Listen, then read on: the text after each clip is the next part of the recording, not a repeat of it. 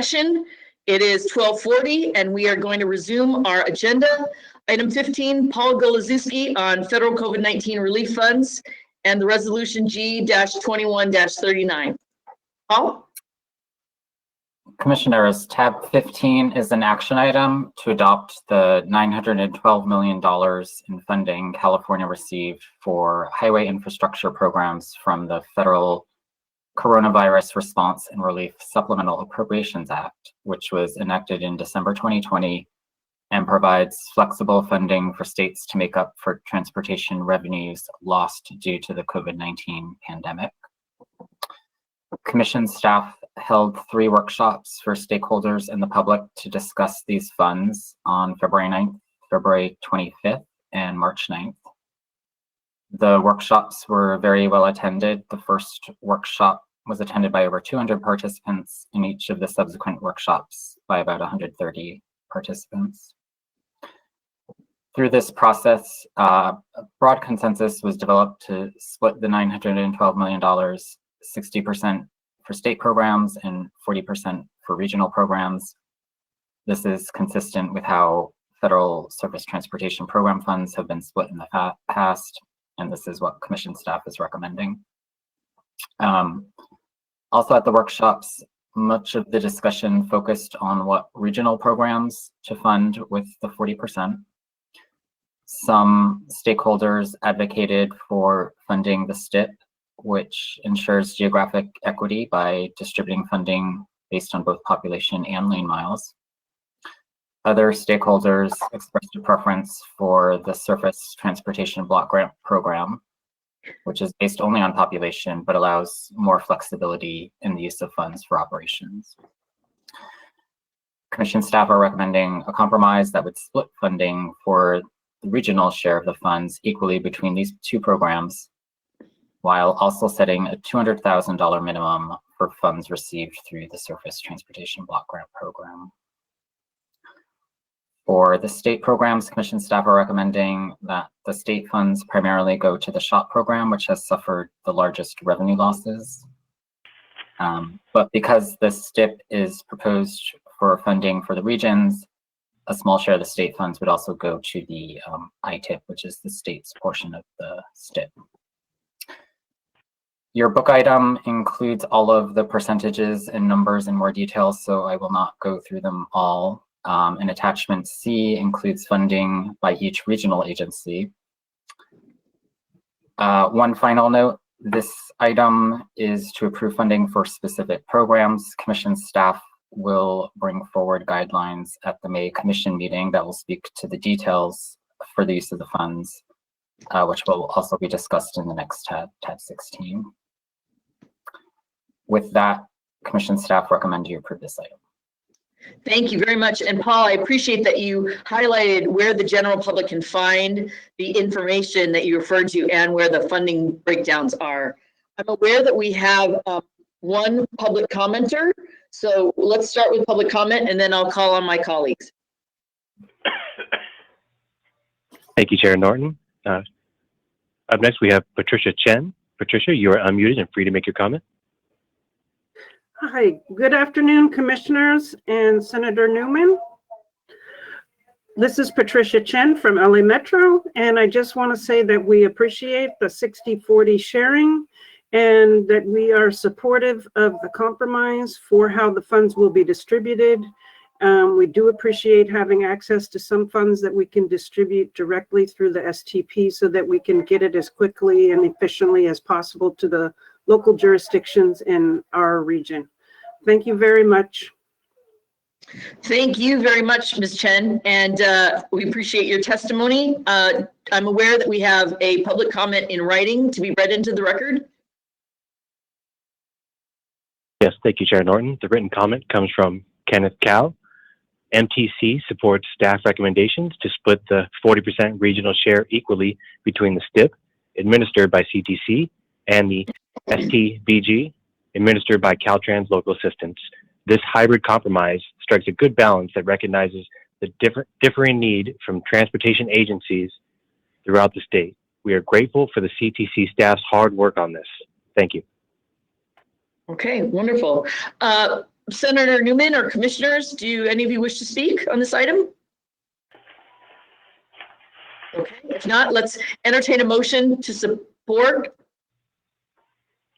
So moved. Commissioner Eager. Thank you. Thank you. Commissioner Eager moves, Commissioner Martinez seconds. Douglas, could you please read the roll?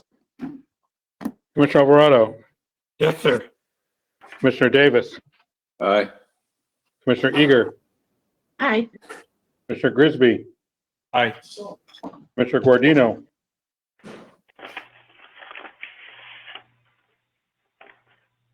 Aye. thank you. Commissioner Inman,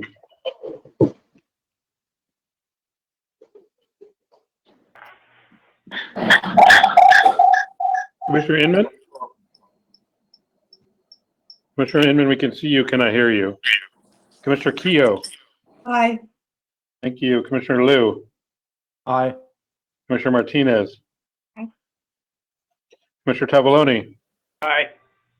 Chair Norton. Aye. Commissioner Inman, we'll try you one more time.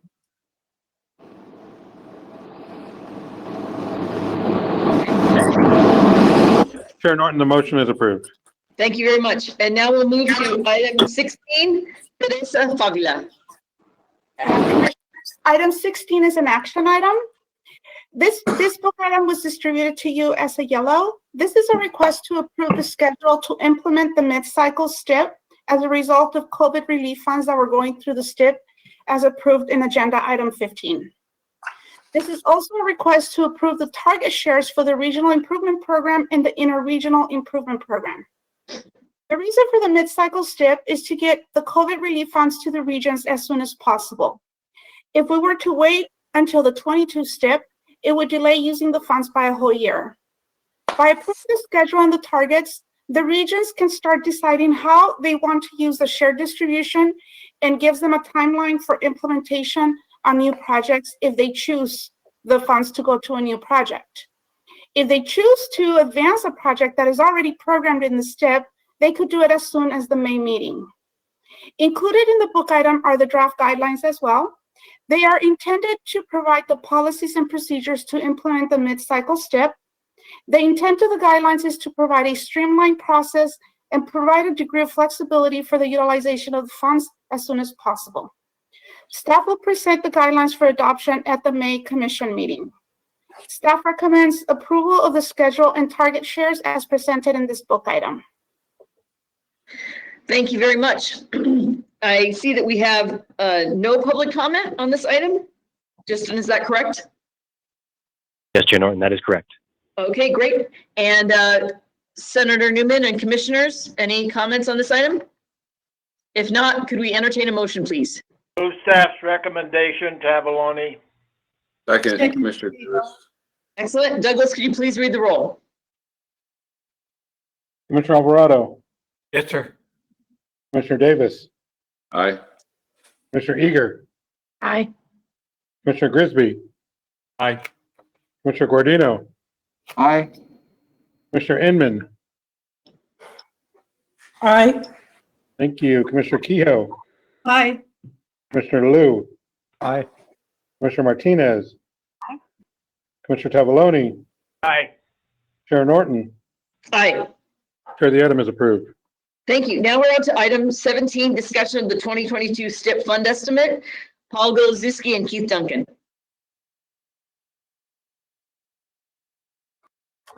Commissioners, yes, tab 17 is the information item on the draft assumptions for the 2022 STIP fund estimate, which will ultimately determine funding levels for both the SHOP and the STIP. This is the first step in the process, and Keith Duncan from Caltrans Division of Budgets has a presentation to walk you through the draft assumptions. Thank you, Paul. Am I coming through clearly? You are. Thank you. Thank you very much. And good afternoon again, Madam Chair, Commissioners, Senator Newman. Again, my name is Keith Duncan with the Caltrans Division of Budgets, and I have the opportunity to present tab 17, the 2022 fund estimate draft assumptions.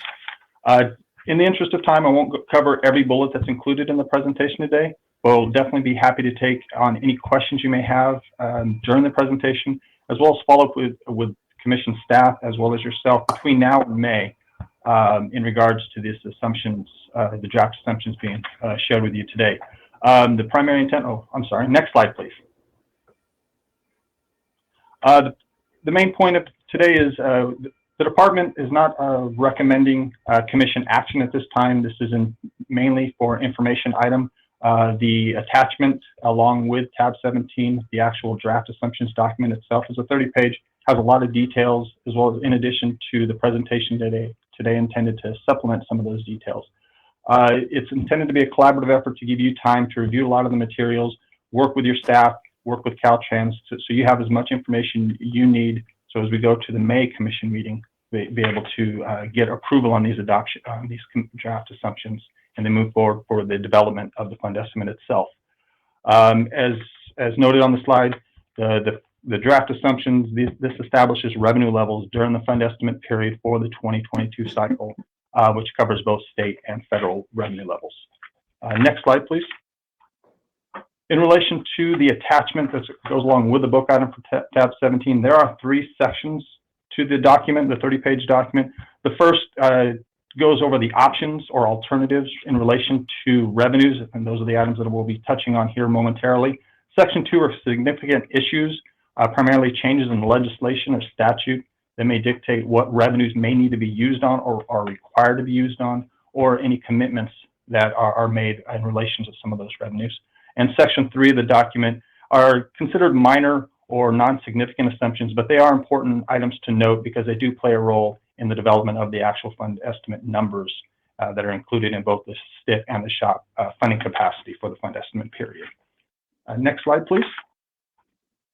This slide was shared with you back in January during the fund estimate overview, but we find it's very important, so we wanted to bring it back again. As a reminder, the fund estimate is prepared on a cash flow basis to estimate the level of resources available for programming for the 5-year period for the fund estimate. We begin with anticipated revenues, which both, as mentioned, state and federal revenues. We then have non-program commitments. Those non-program commitments are primarily departmental costs, such as our highway maintenance and operation costs, local assistance funding that's subvented to our local agency partners, as well as any administrative costs on behalf of the department. And then we also have the next item for existing program commitments. These are those projects that are already programmed within both the SHOP and the STIP that will continue to get allocations in the coming years during the next fund estimate cycle. Once you take the revenues, subtract out those commitments, both non-program and existing program commitments, what's left is those resources available for programming for future SHOP and STIP projects. So we just wanted to reemphasize just the cash flow methodology and the slide before you today. Next slide, please.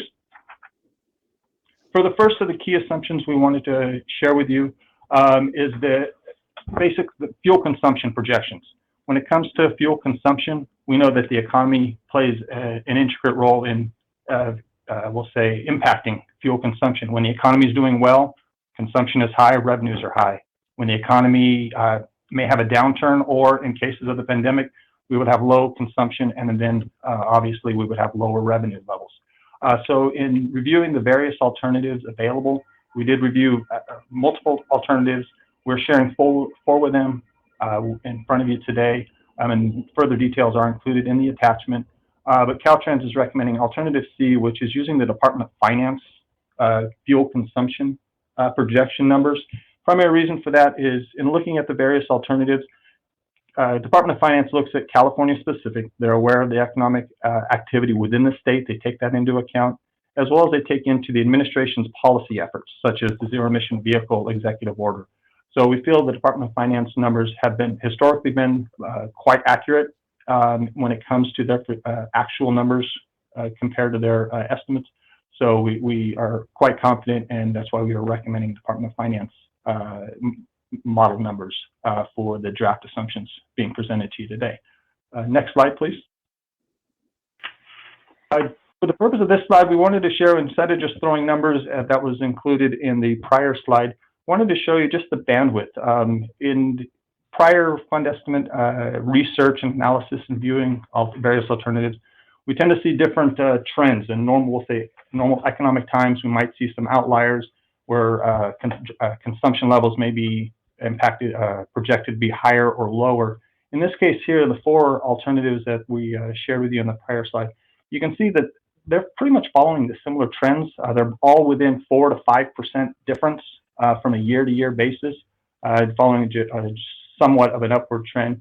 The Department of Finance number is that Merlot or cherry color that has a slight increase and then kind of falls down to the middle through the rest of the items there. But we just wanted to show that when we see general trends like that, when considering the various alternatives, it does have a little bit of comfort in knowing that most of the projections seem to be following this general trend, which is a recovery from the current pandemic consumption levels that we're currently experiencing. Next slide, please. For this next slide, this has to do, since we've already covered state revenue, now we wanted to touch on federal revenue. As has been indicated in prior presentations, we know the FAST Act is the current Transportation Act in play. It was set to expire, but it was extended 1 year. There's been talks at the federal level of a new Transportation Act, Transformational Act across all infrastructure across the country. But since we don't have any details of that yet, we're looking at these key assumptions that are being presented to you are based on FAST Act information. Alternative A was basically looking at what we received in the FAST Act for this most recent fiscal year, federal fiscal year, and just using that same amount year after year. So basically a no growth, copy paste the same amount. Alternative B, we looked at the last 3 years contained within the FAST Act, and on average we see about a 1.5% increase year to year. So alternative B is kind of a moderate growth, 1.5% year to year over the fund estimate period. Alternative C is looking at the life of the FAST Act, the 5 years. We saw an average of about 2.7% increase on a year-to-year basis. And we see that as being a little more aggressive of the three options. And given the current narrative and news that we're hearing at the federal level, we feel going with the most aggressive, which is alternative C, is most appropriate, especially as we get more information.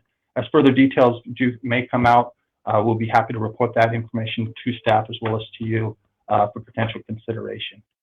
But we hope this is helpful here. Next slide, please.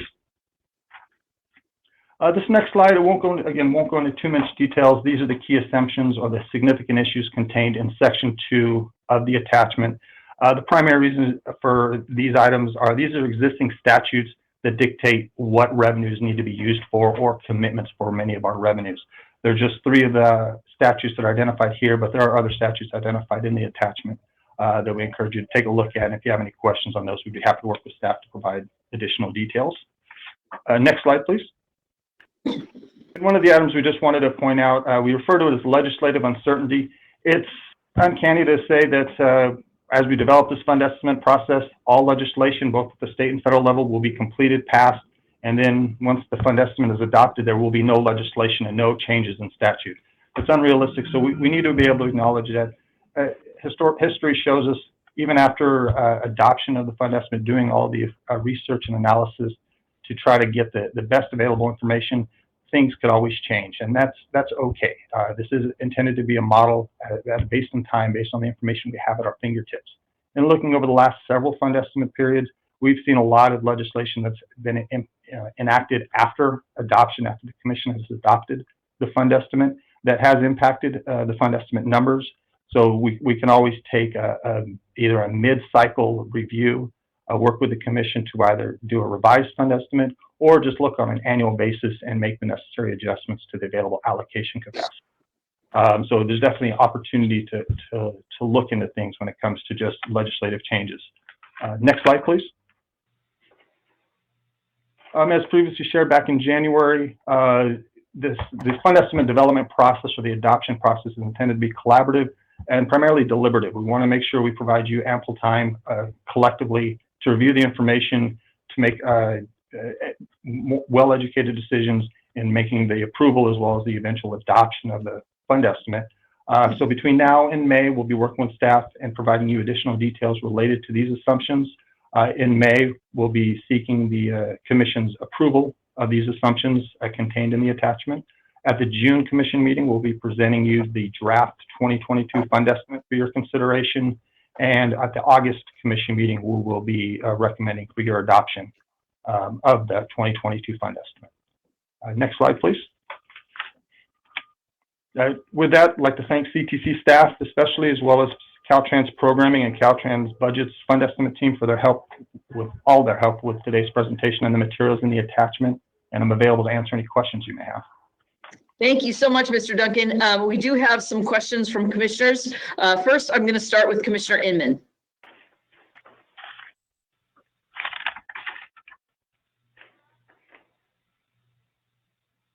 Commissioner Inman, we're having trouble with your audio. Chair Norton. Keith, I was on a briefing. I'm going to turn my camera off. I was in a briefing with Keely Bosler from Finance this morning where she talked about revising their estimates because of the significant federal stimulus dollars. So when you recommend using the Department of Finance, which version of their estimates will we be using?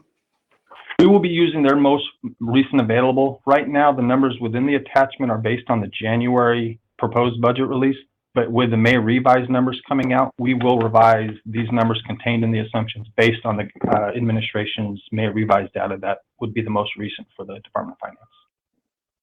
Okay, because she did mention that her January forecast did not have, obviously, the federal, so that she was telling all of us that she expected a much different forecast. So as long as we're using a current forecast.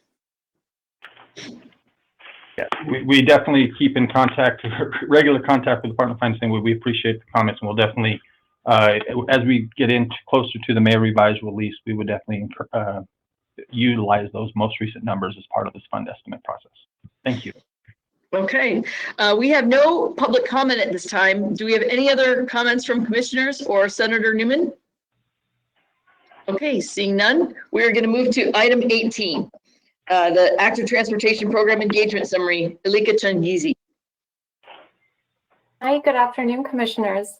Tab 18 is an information item presenting the Active Transportation Program's engagement summary, which outlines the outreach and engagement held in preparation of the 2021 ATP cycle, the lessons learned, and where the program is headed.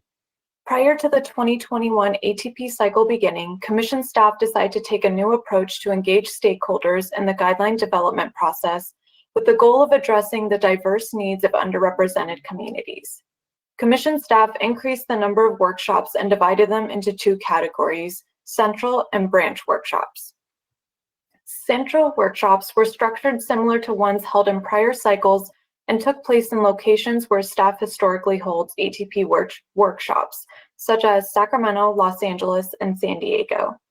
Recommendations made on guidelines, applications, and scoring rubrics were discussed exclusively at these central workshops. The branch workshops provided an opportunity for smaller and more remote agencies that were typically unable to attend central workshops.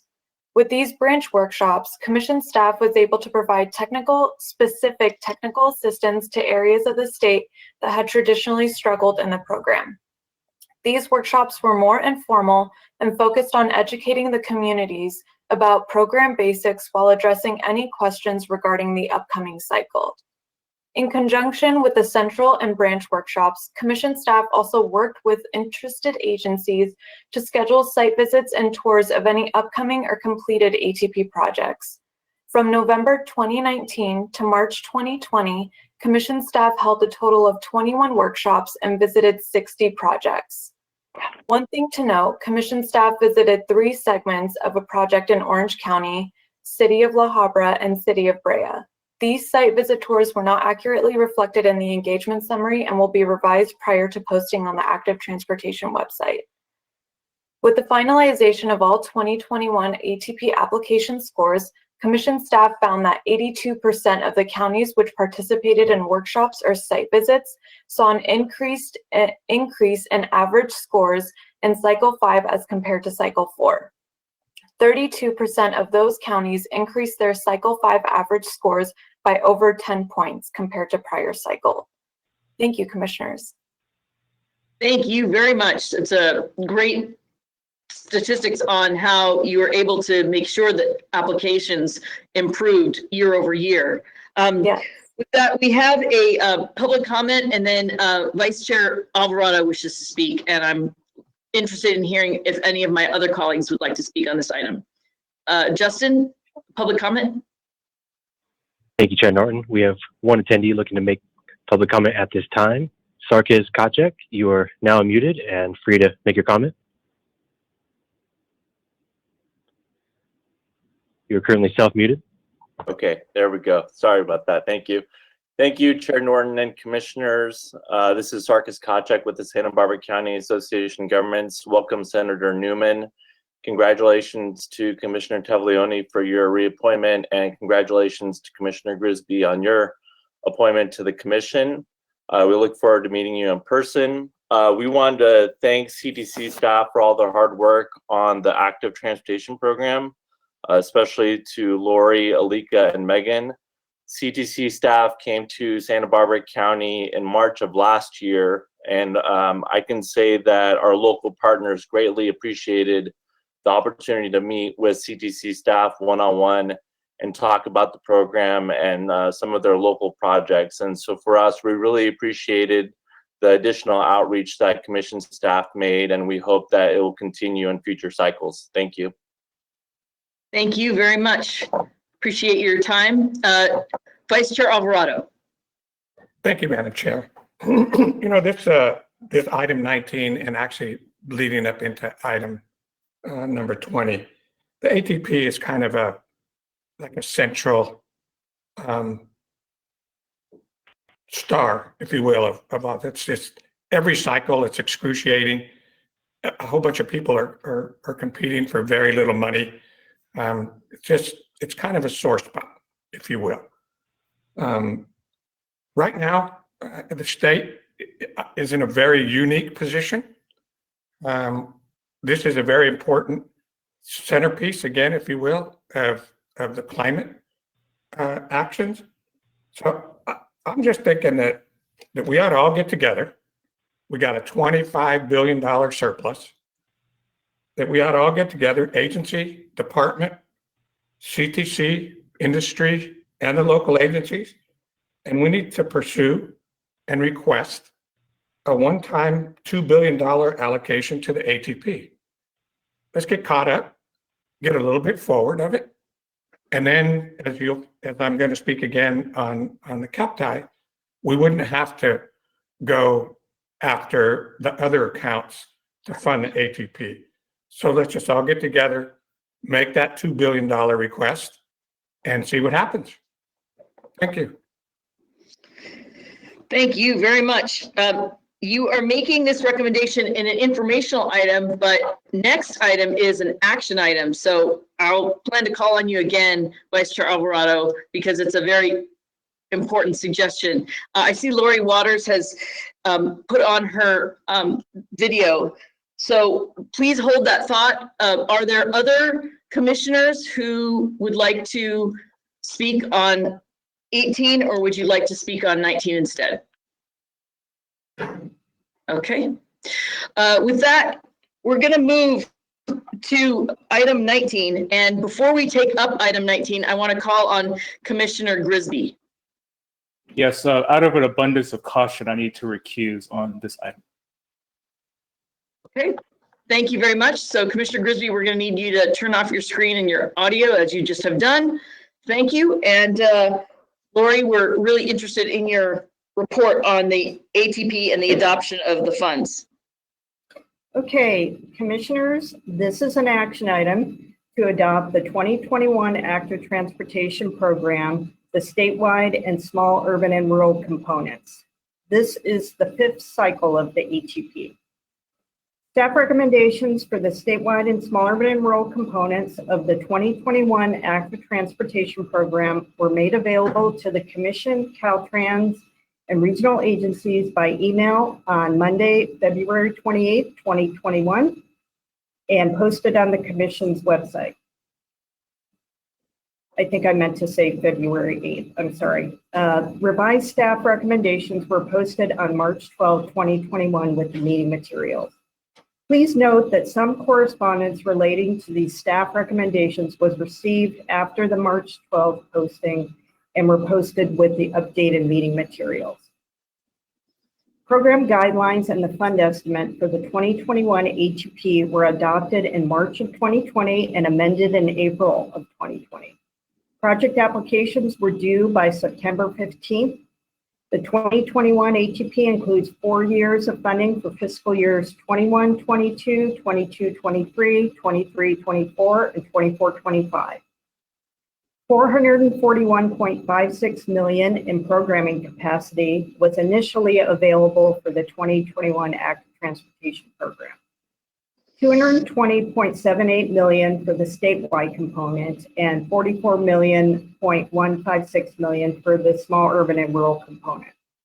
An additional $25.161 million in programming capacity was secured for the statewide component through accumulated savings from past funding cycles, bringing the total available for the statewide component to $245.941 million. $4.4 million of this amount has already programmed to 8 projects in the Quick Build Project pilot program at the October 2020 Commission meeting, leaving $241.541 million in new programming capacity for the statewide component. This cycle, the program received 454 project submittals with project total costs valued at $3.4 billion and ATP funding requests totaling $2.3 billion. This ATP funding request is 5 times the funding available for this cycle. As in past cycles, Commission staff formed a multidisciplinary advisory group to assist in evaluating project submittals. The advisory group consisted of stakeholder volunteers with expertise in bicycling and pedestrian transportation. Each volunteer was paired with another volunteer to create evaluation teams.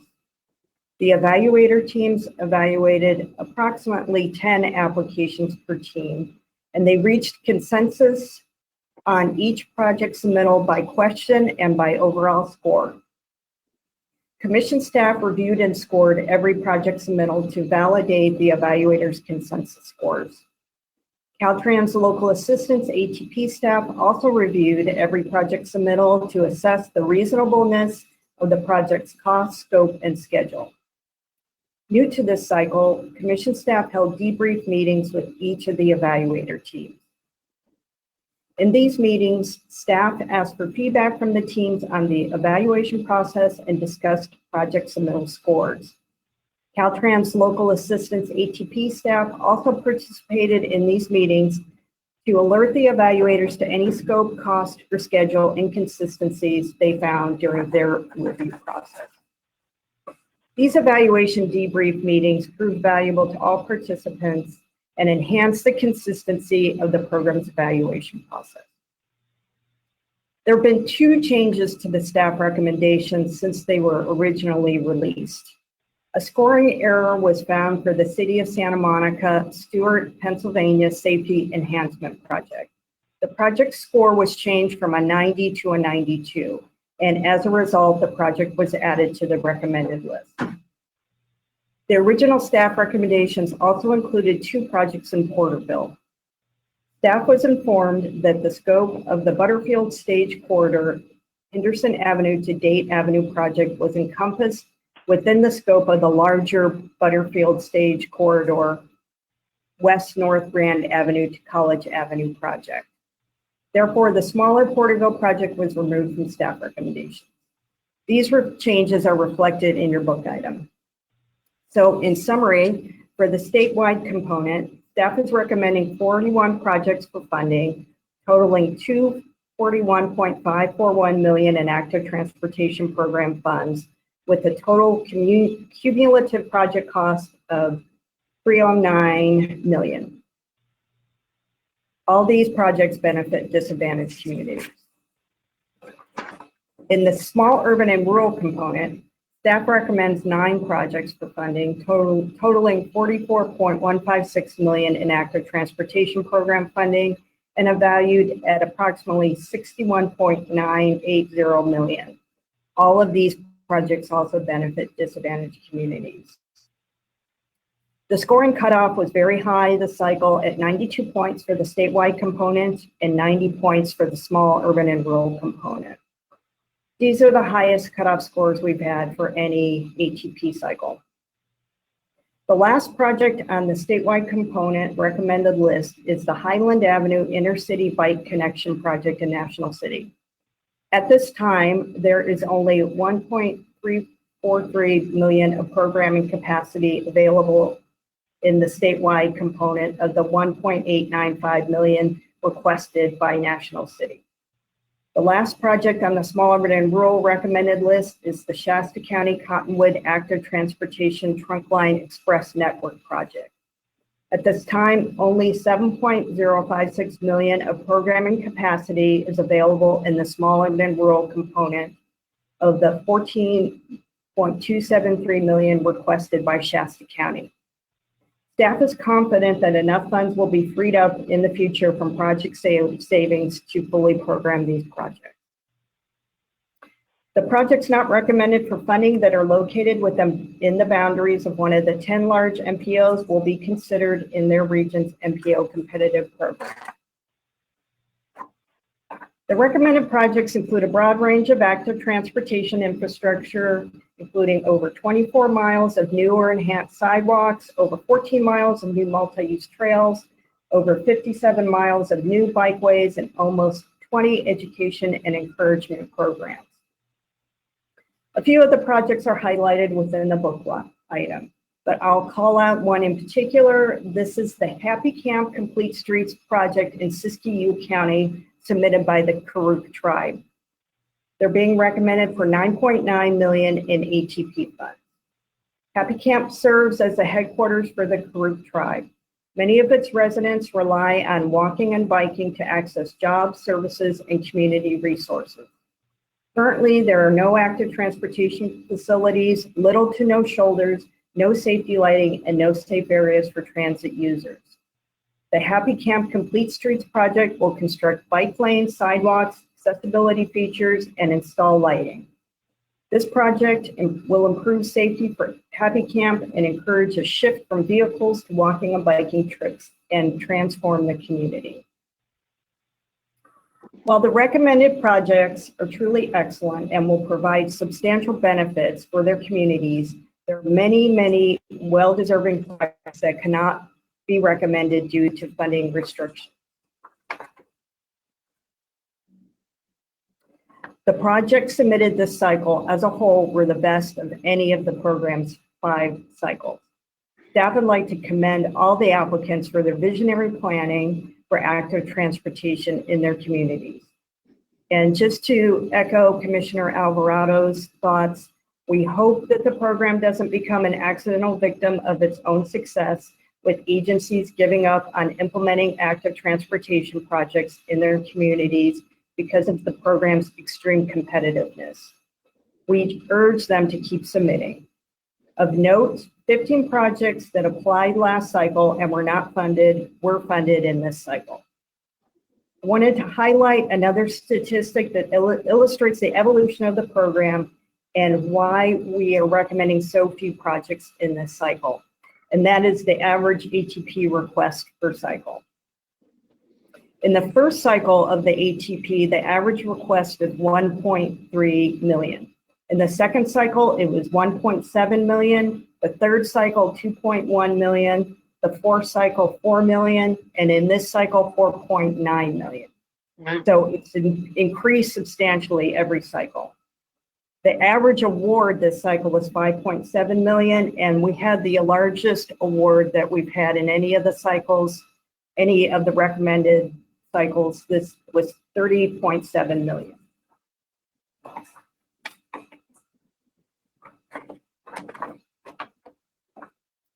Getting from 454 applications to these staff recommendations takes a tremendous amount of teamwork. And I would like to acknowledge some of those that have been instrumental in getting us here.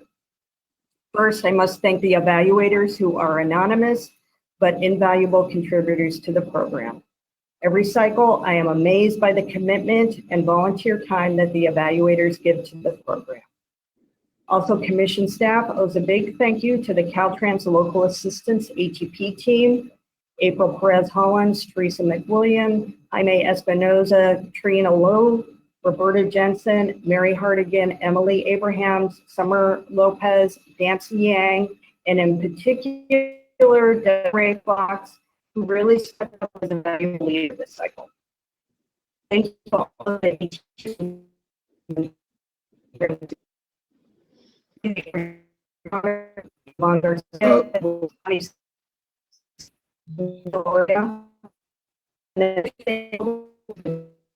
Important guidance and assistance this cycle is Jonathan and Matt from the Safe Routes to School Partnership.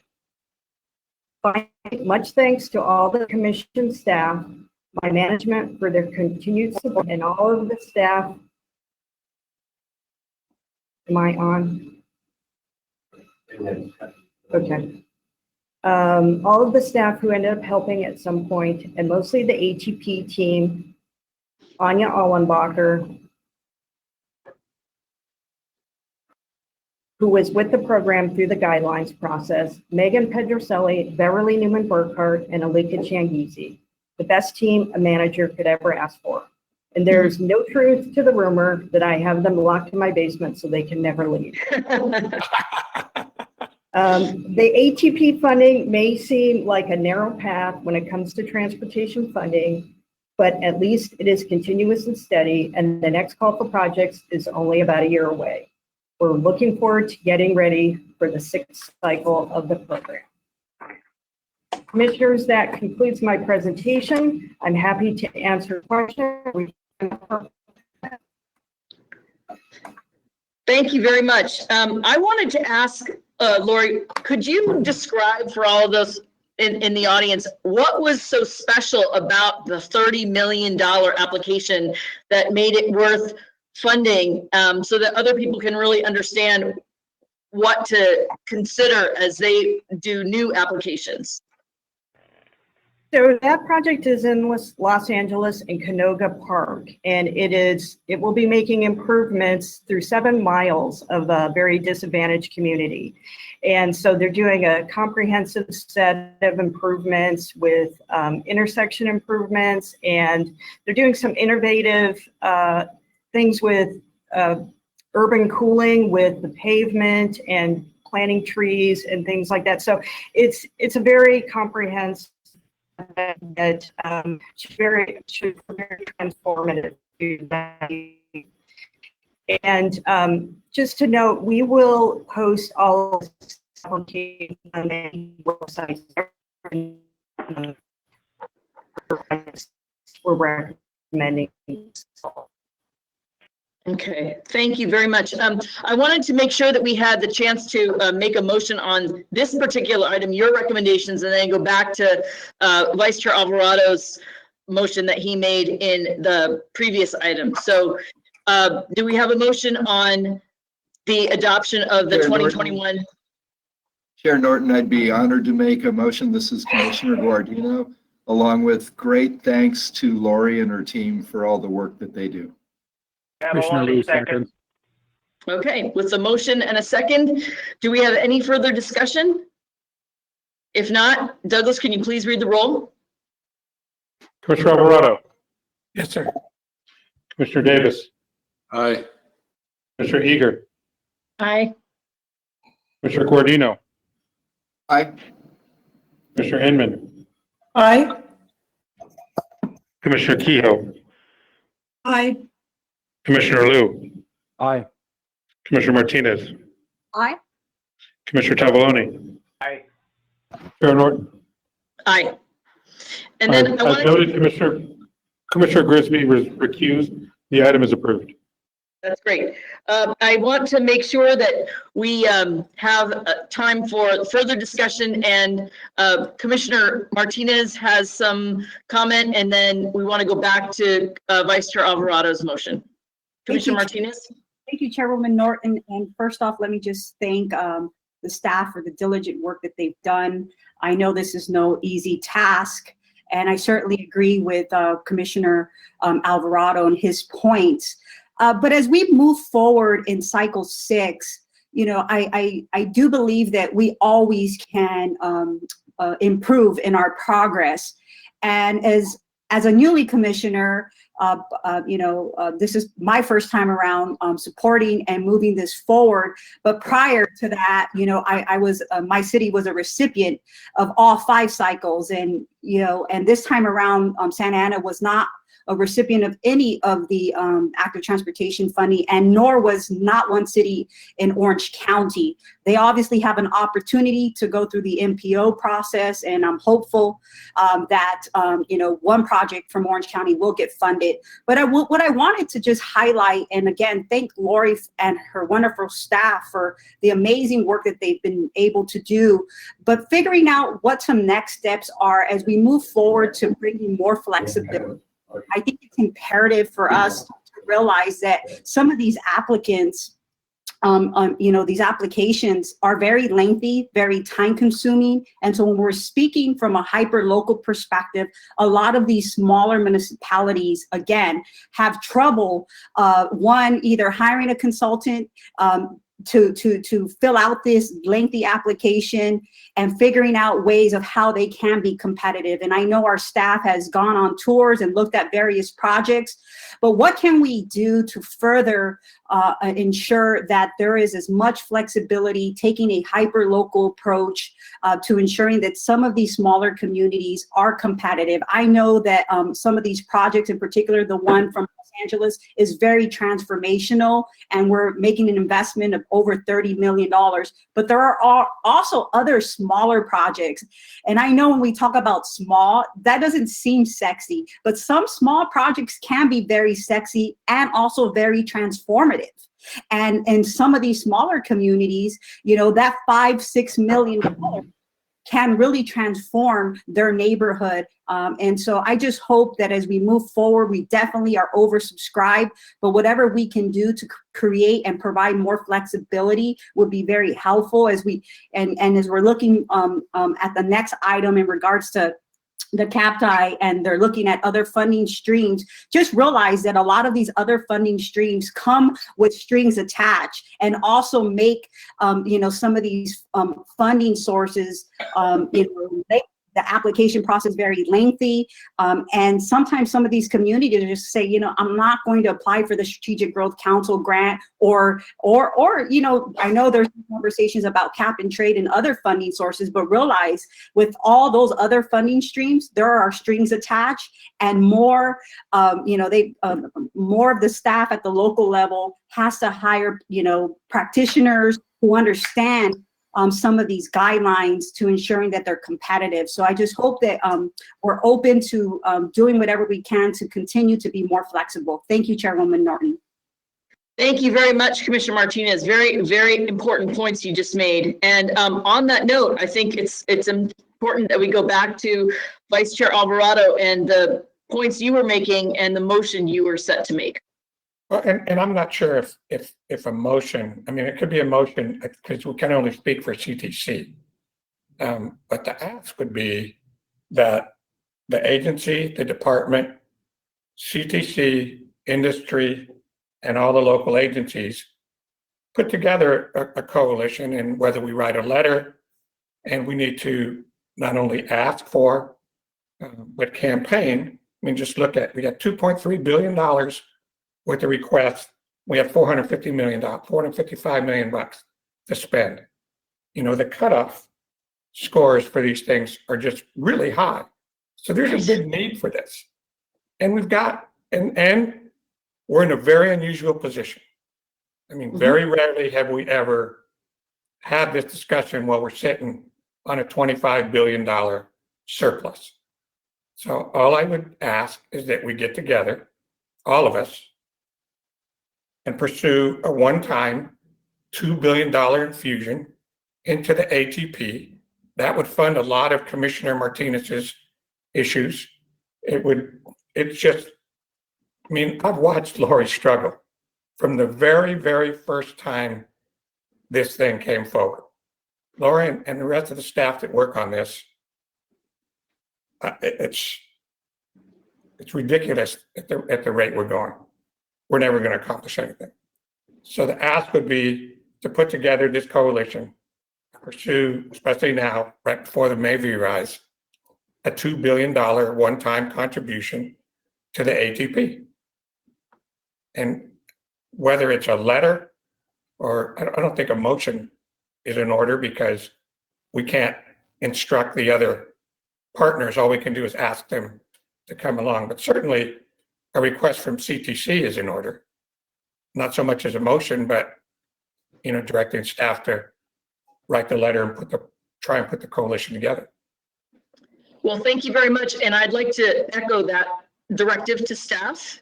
So Mitch, do you understand the tone we're setting and what you'd like? And maybe you want to phrase that in the way that we can all hear, vote by acclamation to support. And Mitchell, believe me, if you don't have to go in there alone, I'd be happy to go in there with you. Right. Go get us $2 billion. Thank you, sir. I appreciate that.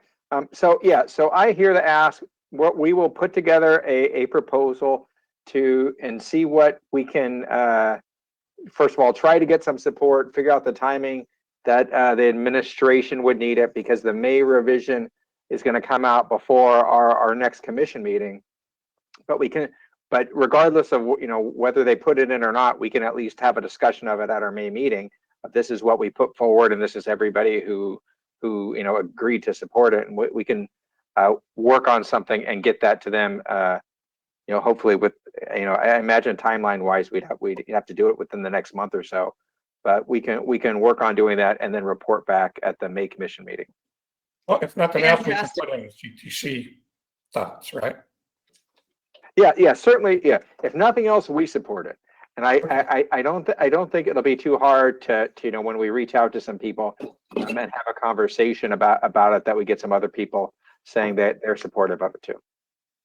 And friendly addition, as we're writing the letter that Paul is drafting on the federal side, we'd also like to make sure we're asking for additional funds for ATP type support in that letter as well. And I would note we just had our first expression of support in the comment in the chat. Woohoo! We have a late written comment as well. Justin, could you please read the public comment? Thank you, Chair Norton. The written comment reads as follows. Good afternoon, Chair, members, staff, and public. I am Zach Hilton, active transportation advocate and Gilroy City Council member. I am here to support Santa Clara County's active and safe routes to a healthier city. Thank you. Wonderful. And would you mind reading the comment in the chat for those who can't see it? Certainly. BCAG applauds the comments to elevate the ATP program. Many of the projects are safe routes to schools projects and can be very minor yet transformative. And that comes from Ivan Garcia. Thank you. Thank you. Wonderful. Well, with that directive, thank you very much, Vice Chair Alvarado, for your leadership. Thank you very much, Mitch, for taking everything that we've asked you to do while you're also solving freight in this meeting as well, and to move forward with seeking the additional funds as the cutoff was so high and the need is so great. So with that, if there are no further comments, we'll move on to item 20. And let's bring Commissioner Grisby back to the meeting. Thank you. Welcome back, Commissioner Grisby. And with that, we're going to start with Matthew and Darwin presenting the draft Climate Action Plan for Transportation Infrastructure, or CAPTI. Thanks, Chair Norton, and good afternoon, Commissioners and Senator Newman. Tab 20 is an information item containing a presentation of the draft Climate Action Plan for Transportation Infrastructure, also known as CAPTI. Commission staff have been participants in CALSTA's interagency working group during the development of the CAPTI. The draft CAPTI was publicly released on March 10th, 2021. Many of the strategies in the CAPTI support the Commission's commitment to climate change, equity, active transportation, public health, and the reduction of congestion through innovative strategies designed to encourage people to shift modes. At this time, I would like to introduce Darwin Musavi, Deputy Secretary for Environmental Policy and Housing Coordination at the California State Transportation Agency, who will be presenting this item. Darwin. Thank you so much, Matthew, for the introduction, and thank you, Chair Norton, Commissioners, Senator Newman, for having me here today to talk about this really important item.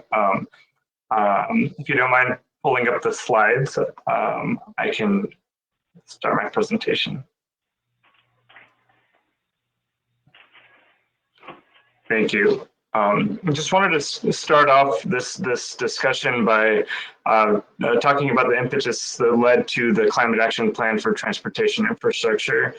This effort began back in September 2019 with the Governor's Executive Order N1919, which was a call for action on climate change in various different sectors. And as part of that executive order, specifically called on CalSTA to leverage state transportation spending to help meet climate change goals. And it outlined specific strategies for us to employ to do that, that are really aimed at reducing vehicle miles traveled, both through increasing infrastructure funding for transit use, walking and biking, but also finding innovative strategies to reduce congestion, and to do all of this while supporting infill development and mitigating any increase in transportation costs incurred by lower income Californians. And the governor called on us to align our planning and programming efforts with the objectives of the climate change scoping plan. Next slide. So, next slide, please.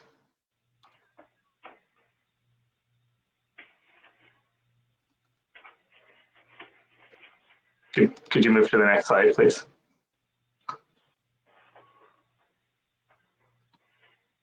Oh, there we go. Thank you. Specifically, the executive order calls on us to leverage over $5 billion of transportation infrastructure. And we've come to define that $5 billion through these programs listed here. And the commonality of these programs and what they have in common is that these are the various state transportation funding programs that have where the state, whether it's through the CTC, CalSTA, Caltrans, or a combination of those agencies, we have some level of project selection in these programs. So whether that's through a direct project selection through something like the SHOP, or through a programming decision on some of the competitive programs through the CTC, or a nomination of projects through Caltrans, there's a potential lever to influence which specific projects are selected. And it's important to note, as you all know, that the statutory intents of all of these programs are very different. There's various different things these programs are trying to accomplish. I think what the executive order is calling on us to do here is to look within these programs, within the existing statutory objectives that were established through SB1, and some of these predate SB1, and find opportunities to advance climate goals within those programs and existing statutes. Next slide, please. So to implement the executive order, we've taken on a process here over the last year and a half, and as Matthew mentioned, we started with a state agency, interagency working group to help pull together some initial content to share with stakeholders. I want to thank the CTC and your staff, particularly Matthew Yozgat and Laura Pennebaker, who've been key and instrumental to this effort through the last year and a half, and have played a vital role in bringing CAPTI to fruition and working with us through that effort. We first began with an articulation of the executive order's intent and what it would potentially mean in terms of priorities for funding, which is now known as our investment framework. We created a draft of that and had stakeholder meetings on that draft back in spring of 2020. We, through those efforts, updated that original framework based on public comment, and then went out for public comment and had a stakeholder survey over the summer where we received over 70 different responses from 70 distinct organizations, which resulted in over 300 different action item suggestions for the plan. From there, we've worked through numerous additional stakeholder engagement opportunities and meetings, a workshop in the fall, a presentation to all of you at the joint CARB CTC HCD meeting in November, and all that input, as well as stakeholder meetings back in early of this year, has led to the draft that was released several weeks ago. And now with this draft plan, we have about a 2-month public comment period that we're in right now. Very much appreciate both this opportunity for public engagement for folks and CTC's staff's participation in a workshop that we had last week. There'll also be an opportunity at the joint CTC CARB HCD meeting for additional input, as well as additional public workshops we'd like to do in late April. And finally, through all of this engagement efforts, where we really want to figure out the key and correct actions to take to implement this framework, we hope to land on a summer 2021 release date for the document for Executive Order 7920, which asks us to complete this action plan by July 15th. Next slide, please. So in terms of the scope of the document, as I mentioned earlier, the CAPTI document is a holistic framework that talks about how to align state infrastructure funding with our climate, health, and equity goals, built on the foundation of the Fix-It-First approach established in SB1. So what we're talking about here is not proposed, statutory changes or redirection of funds. We're talking about looking at state transportation planning, programming, mitigation activities, and finding pathways to align what we're calling the CAPTI framework and our various planning and programming processes through administrative actions. As noted earlier, and I'll note this a little bit later in the plan as well, we do have a couple specific actions that could lead to statutory changes. One of those is the potential additional new funding needed for the active transportation program, as we discussed today. I'm happy to engage in a discussion about that later.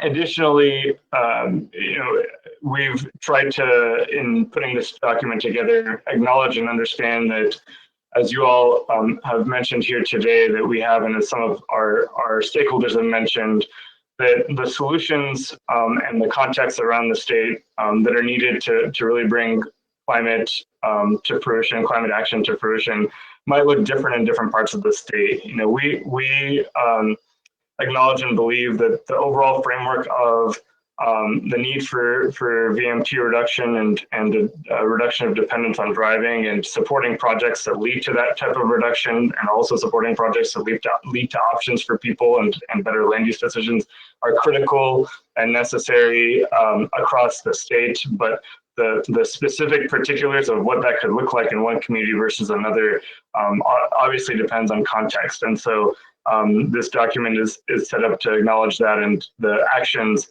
are broad enough to allow for that context and those differences in their implementation.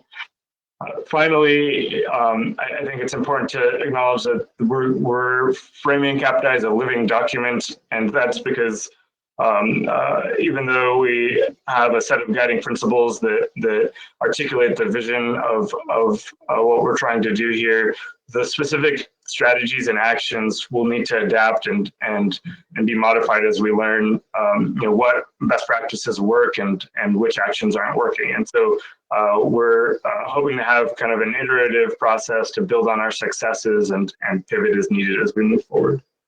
Next slide. So specifically in the draft plan, we have identified 10 guiding principles, as I mentioned, that help create the vision for transportation investments and how we believe they can be best prioritized to meet our climate, health, and equity goals in the state. But in terms of our actions and the work that we're doing, those guiding principles are just that. They're a set of principles that will are kind of our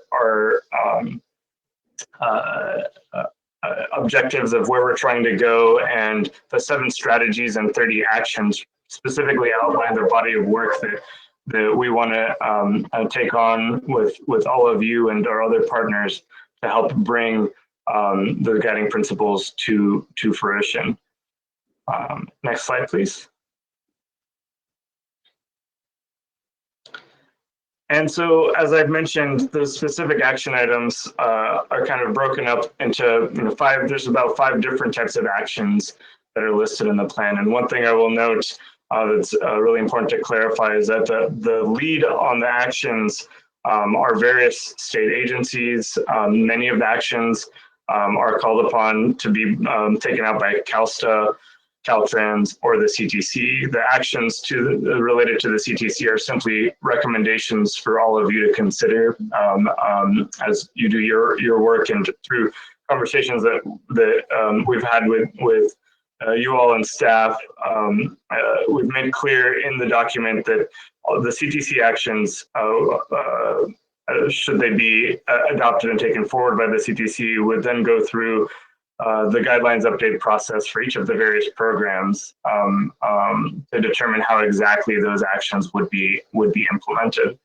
And so in terms of the types of actions, again, we have ones related to aligning our planning initiatives, updating program guidelines, as I just mentioned, creating new tools and working groups for collaboration on key issues where gaps exist.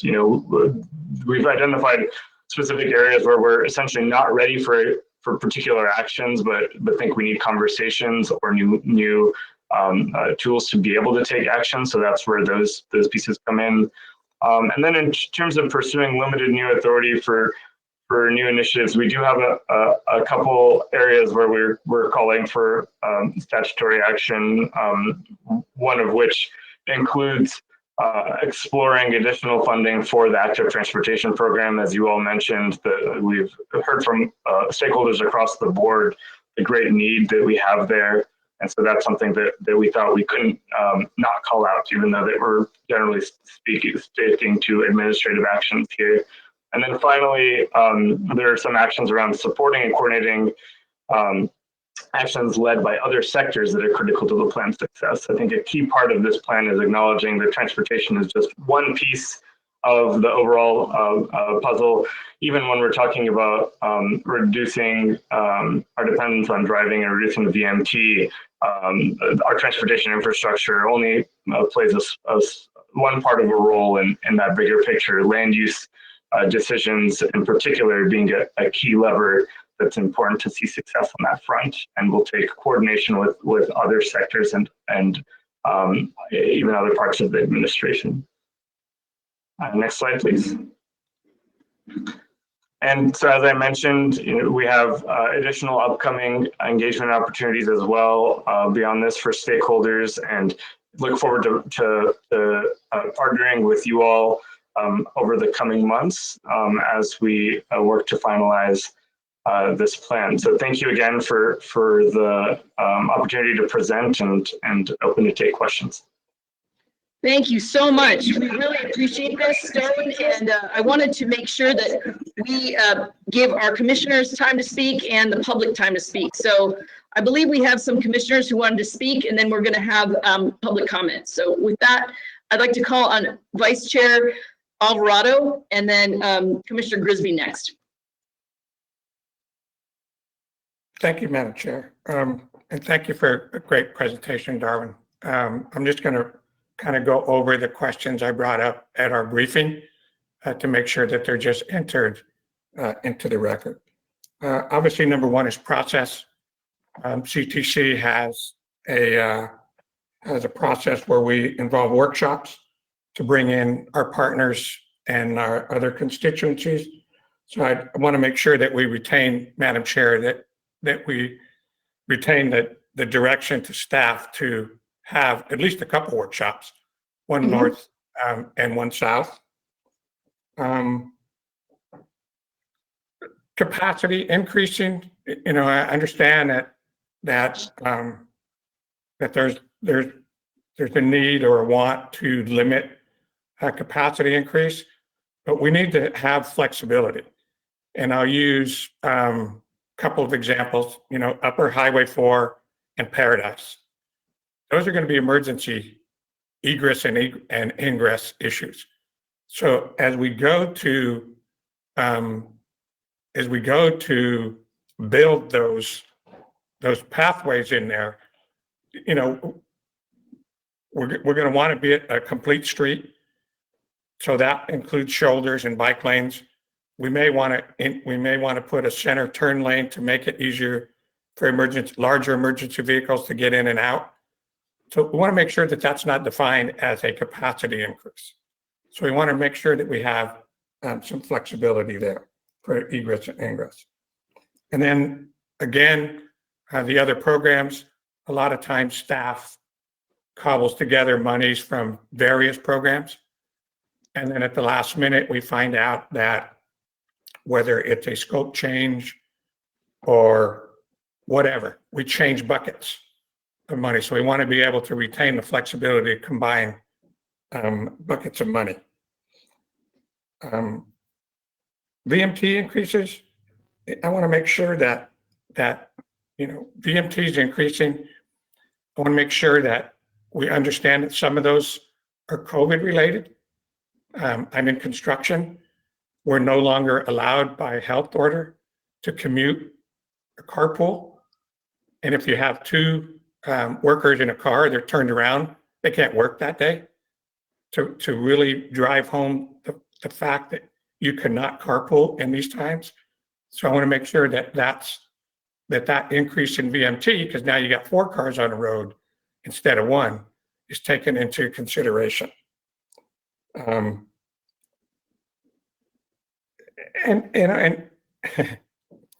there's some talk again about developing that urban core. Lower and middle class people can't afford to live in that urban core. So they're moving out, they're driving to where they can afford to rent or even afford to buy if they're fortunate enough. So we just got to be conscious of the fact that we need to build some infrastructure in place before we before we install choke points. And using my industry as an example, nobody's going to get on a bike and drive 30 miles to bang tools all day and turn around and go home.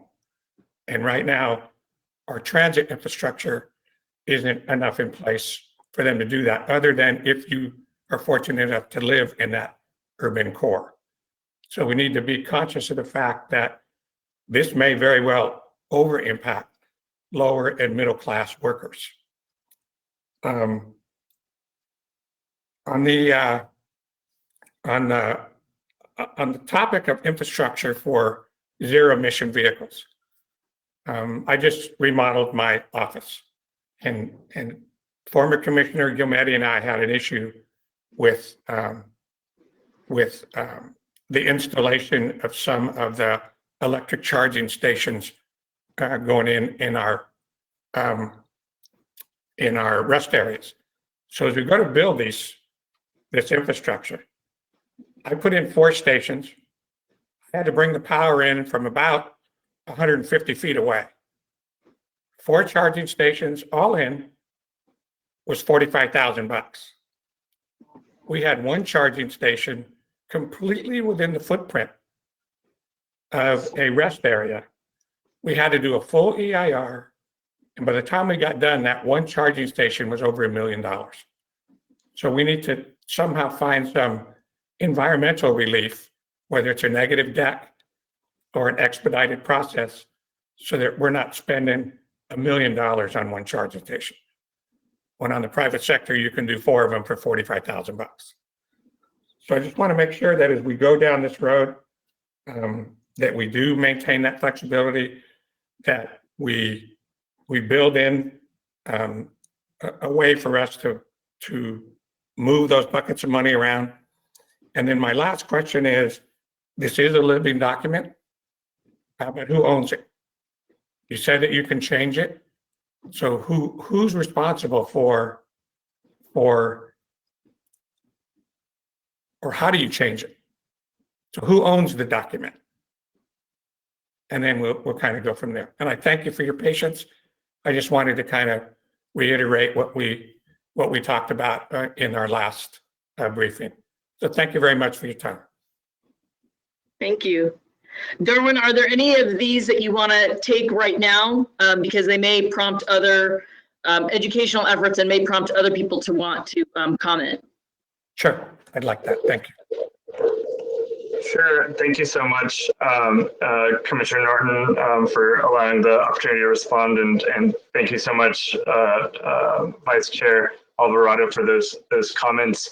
I just want to say that many of the comments that you made are issues that we're obviously grappling with and working to implement within the plan. So thank you so much for reiterating those. I do want to answer your one specific question that you had about the living document and the nature of how it would be updated. Our intent is to use the existing process that we've put in place, which is to say that this is a CalSTA document that has been created in coordination through an interagency state agency working group, and we have consulted that interagency working group throughout its drafting, as well as having an opportunity for public comment and public input along the way through its drafting. So we would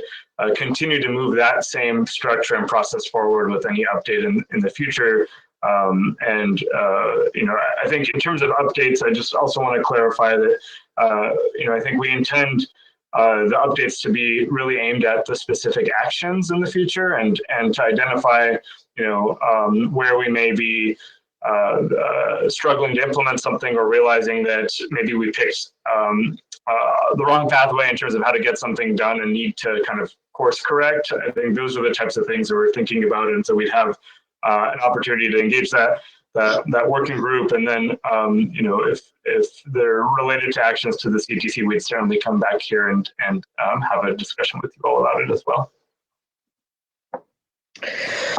Well, thank you very much. I want to change the authority to change the Yes. document. That was my follow-up question. Sorry, what was that? Could you clarify? Who retains the authority to make changes in direction in the document? That's my question. Well, it is a CalSTA document, so I would say CalSTA and the administration are the owners of the action plan, but in collaboration with the interagency working group that I mentioned. So what you're saying is you retain the authority to change the document. That's all I'm asking you. Who retains the authority to change the document? It is not our intent to unilaterally change the document. Are you telling me you're retaining the authority to change the document? That's all I'm asking you. We do not have any intent to change the document without consultation of others, but it is indeed a CalSTA document. So you retain the authority to change the document? If that's how you'd like to interpret that, yes. Okay, thank you. That's all I needed to know. Okay. Well, thank you very much, Darwin. And I appreciate that you're going to be here. We have a lot of public comment and we have a lot of commissioner comments. So thank you for your willingness to really get into some of these details that are important as we move through the process. So thank you very much for being here. With that, I want to call on two of our commissioners who wish to speak. One is Commissioner Grisby, and then next, Commissioner Davis. Thank you, Chair Norton. Thank you, Darwin, for that presentation. Just have a couple comments. One, I think this framework can be potentially transformational for the state. It's quite exciting. I like the incorporation of equity and health. I think it can transform our economy and ensure that more people can participate in our future success. As someone that grew up in a low-income family in the Inland Empire, I think these types of investments could actually transform where I grew up and create more opportunity areas within the state. So it's quite exciting. It also showcases our ingenuity as a people, as California. So that's also something that can maintain our leadership nationwide and internationally on the climate front. I also want to say that I think ensuring that we can make sure that transit investments and transportation investments more broadly facilitate infill development will actually ensure that more people can have access to opportunity. You'll create more areas where we can build infill development, which will lower the price of living in high opportunity areas. So I think this is quite interesting. It's quite transformational, and thank you for the presentation. I look forward to where we can go with this. Thank you. Excellent. Thank you so much, Commissioner Grisby. Next, I want to call on Commissioner Davis. Thank you, Chairwoman Norton. I appreciate that. I want to just echo my support of Brother Bobby Alvarado's, Commissioner Alvarado's comments. Darwin, I want to say first, I'm encouraged that this Fix It First still is, I guess, one of the cornerstones of what we're talking about doing, because I think making sure we don't bait and switch what we sold to the public to get these funds to start with is of critical concern in my mind, and so I think that's important. Commissioner Alvarado talked about this urban core issue, and I live in an area where we're seeing nothing but, in this pandemic times, flight to the suburbs. Rockland, Roseville area, Sacramento is one of the hottest housing markets in the country. People are leaving the city, every day, trying to get away. I'm not sure how we're going to try to make them go back. And as it relates to the VMT, one of the things I'm proudest about, or I'm always happy to hear about, is how we're trying as an agency, CTC, to make sure that we address equity, that we make sure that we work towards fixing the sins of the past, I suppose is just a way to say it in general, and that we don't misstep as we take the limited resources that we have to move forward. And as a organization that is a majority organization of people of color in the construction industry, our organization, I'm deeply concerned how VMT and how those things are going to affect a low and middle income workforce that is choosing to live further away because that's where they can afford to live. I don't see the prices of housing San Jose, San Francisco, Oakland, in LA, downtown LA, getting any better. So people are going to continue to live in Moreno Valley, where I lived for about 9 years. People are going to continue to live in Tracy versus going to San Francisco.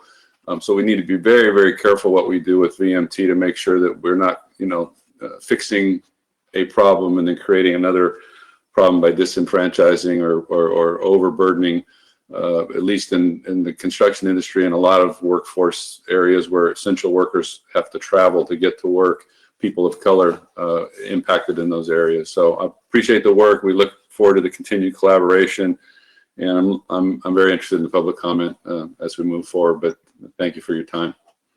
Great. Thank you so much, Commissioner Davis.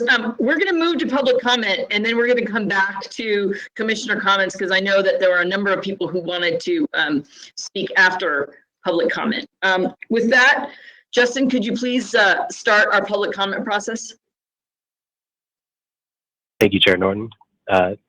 We have a number of written comments as well as attendees with their hands raised. I will begin by reading up the written comments. The first comes from Ivan Garcia. Ivan writes, "Thank you, Darwin, for your presentation. I just want to reiterate the RTPA moderator's report. The general feedback I heard yesterday was that more time was needed to adequately consult with our respective advisory committees and policy boards.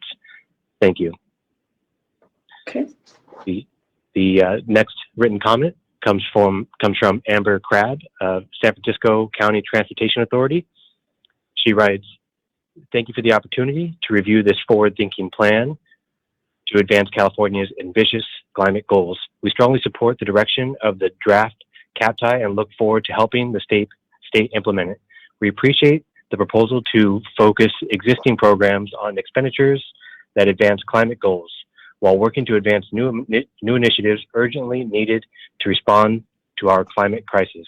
In particular, we strongly support advancing TURCP funding and identifying other resources to support deployment of zero-emission transit bus and rail fleets sooner, including vehicles, vessels, and facility upgrades.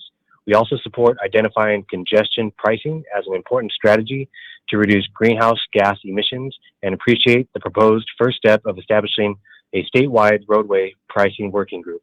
We look forward to participating in that effort.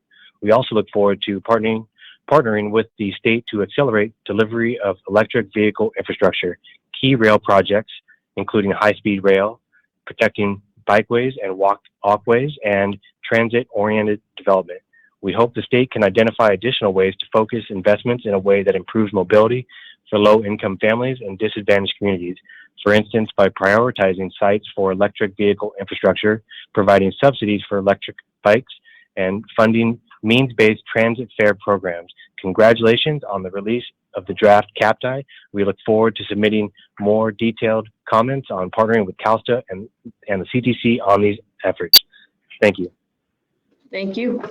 Okay. The next written comment comes from Rex W. Heim. On behalf of California Business Properties Association, we ask that more time be allocated to the review process and that the CTC conduct a specific outreach meeting with business and industry leaders, as it has with other stakeholders, to collect important feedback on the plan's economic impacts. Thank you again for your consideration, and we look forward to a dialogue with you on this topic. That at the moment ends the written comments. Up first with attendees with their hands raised is Andrew Atwitt. Andrew, you're now unmuted and free to make your comment.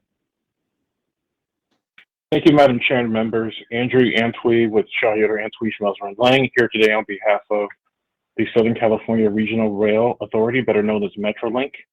Metrolink's hopeful about the introduction of the administration's climate action plan for transportation infrastructure, as it can and it is an early step towards addressing our climate crisis. It can lead to that outcome.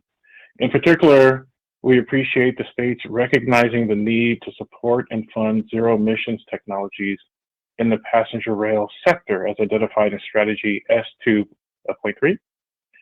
With state and federal assistance in this vein, Metrolink can achieve its North Star goal of deploying zero emission trains on our network to accelerate local, regional, and state air quality improvements in accordance with Metrolink's own draft climate action plan.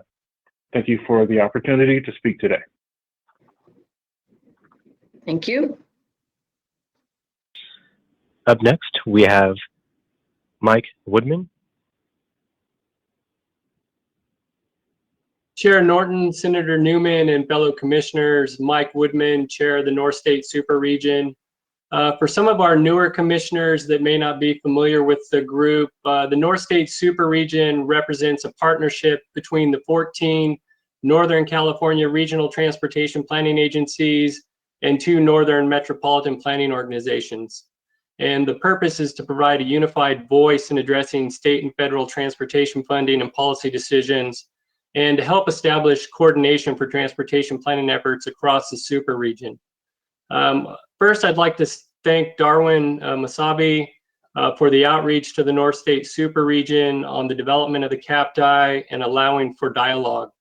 The North State Super Region supports the overarching goals of the CAPTI, but continue to be concerned that the state transportation funding policy as outlined by the CAPTI may have the unintended consequence of placing critical rural transportation projects at a disadvantage, particularly those that require capacity enhancement to improve safety, connectivity to multimodal options and employment, and are needed to facilitate evacuation in the high wildfire risk areas that have been exacerbated by climate change. The North State Super Region would request that CalSTA and Caltrans, as part of this process, acknowledge the need for flexibility and agility within the CAPTI investment strategies to provide rural agencies with opportunities to both help meet the goals of the CAPTI while investing in transportation improvements which truly serve the needs of the rural residents and interregional travelers. I've been following Senate Bill 743 and the switch from level of service to vehicle miles traveled since its inception. And I am concerned that there's a true lack of understanding regarding induced demand, the research, and the differences in applicability of induced demand in rural areas of the state. And it's something that we need to keep in mind going forward. Just to give you an example, there's about a 2-mile improvement project on State Route 49 in Nevada County, where we're doing a gap closure. We're adding a northbound truck climbing lane, a southbound truck climbing lane, going from 4 lanes on both ends of this gap closure. So there is widening. We're adding a center median barrier with roundabouts at both ends. With the center median barrier, you get out of direction travel for folks that have to go the wrong way to turn around to head back into town. So you increase BMT, but you reduce greenhouse gas emissions. So there's some of these projects, and in the rural areas, we don't induce significant BMT growth. This BMT is due to out of direction travel. So there are these projects that don't fit the concept of kind of what we're framing in relation to increased BMT and induced demand. So we need to take those things into account as we, implement the broader CAPTI goals. The North State Super Region would also support additional time to take our boards and give us the ability to provide meaningful comments. And with that, I'll conclude my comments. I look forward to continuing to work with CalSTA to address the concerns and comments that will be submitted by the North State Super Region members. So thank you. Thank you very much. Next public comment. Next, we have Hassan Ikrada. Hassan, you are free to unmute yourself and make your comment.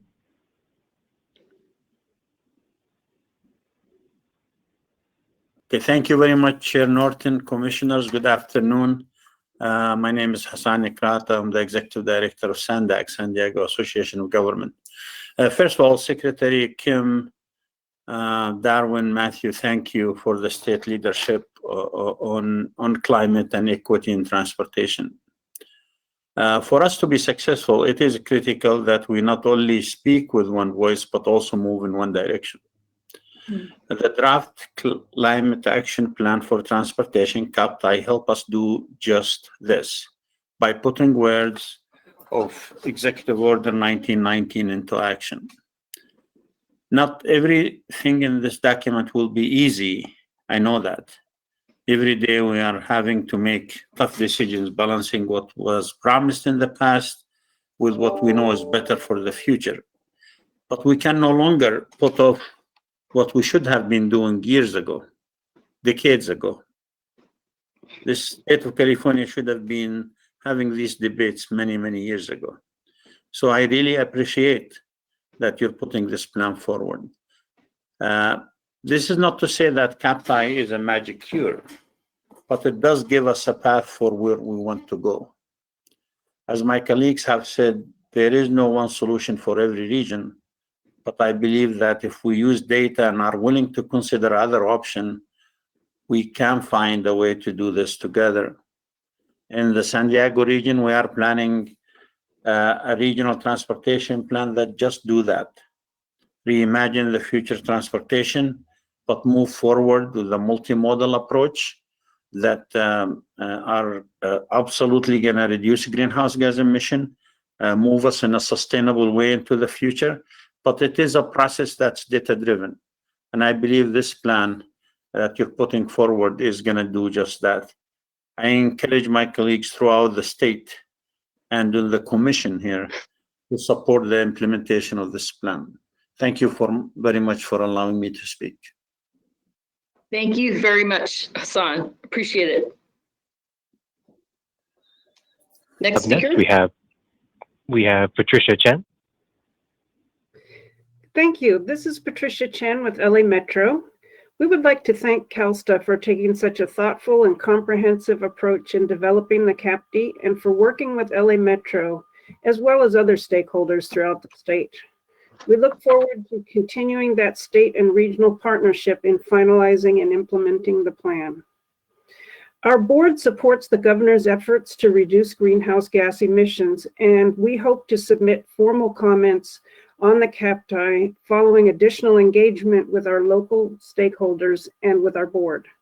Thus, we would appreciate the consideration of CalSTA in extending the comment period to the end of May to allow for this process. In terms of comments we can make at the staff level, we would like to offer the context that we are engaged in the most ambitious expansion of a transit system in the country. We have begun on what will be the conversion of our fleet of over 2,400 buses to 100% zero emissions.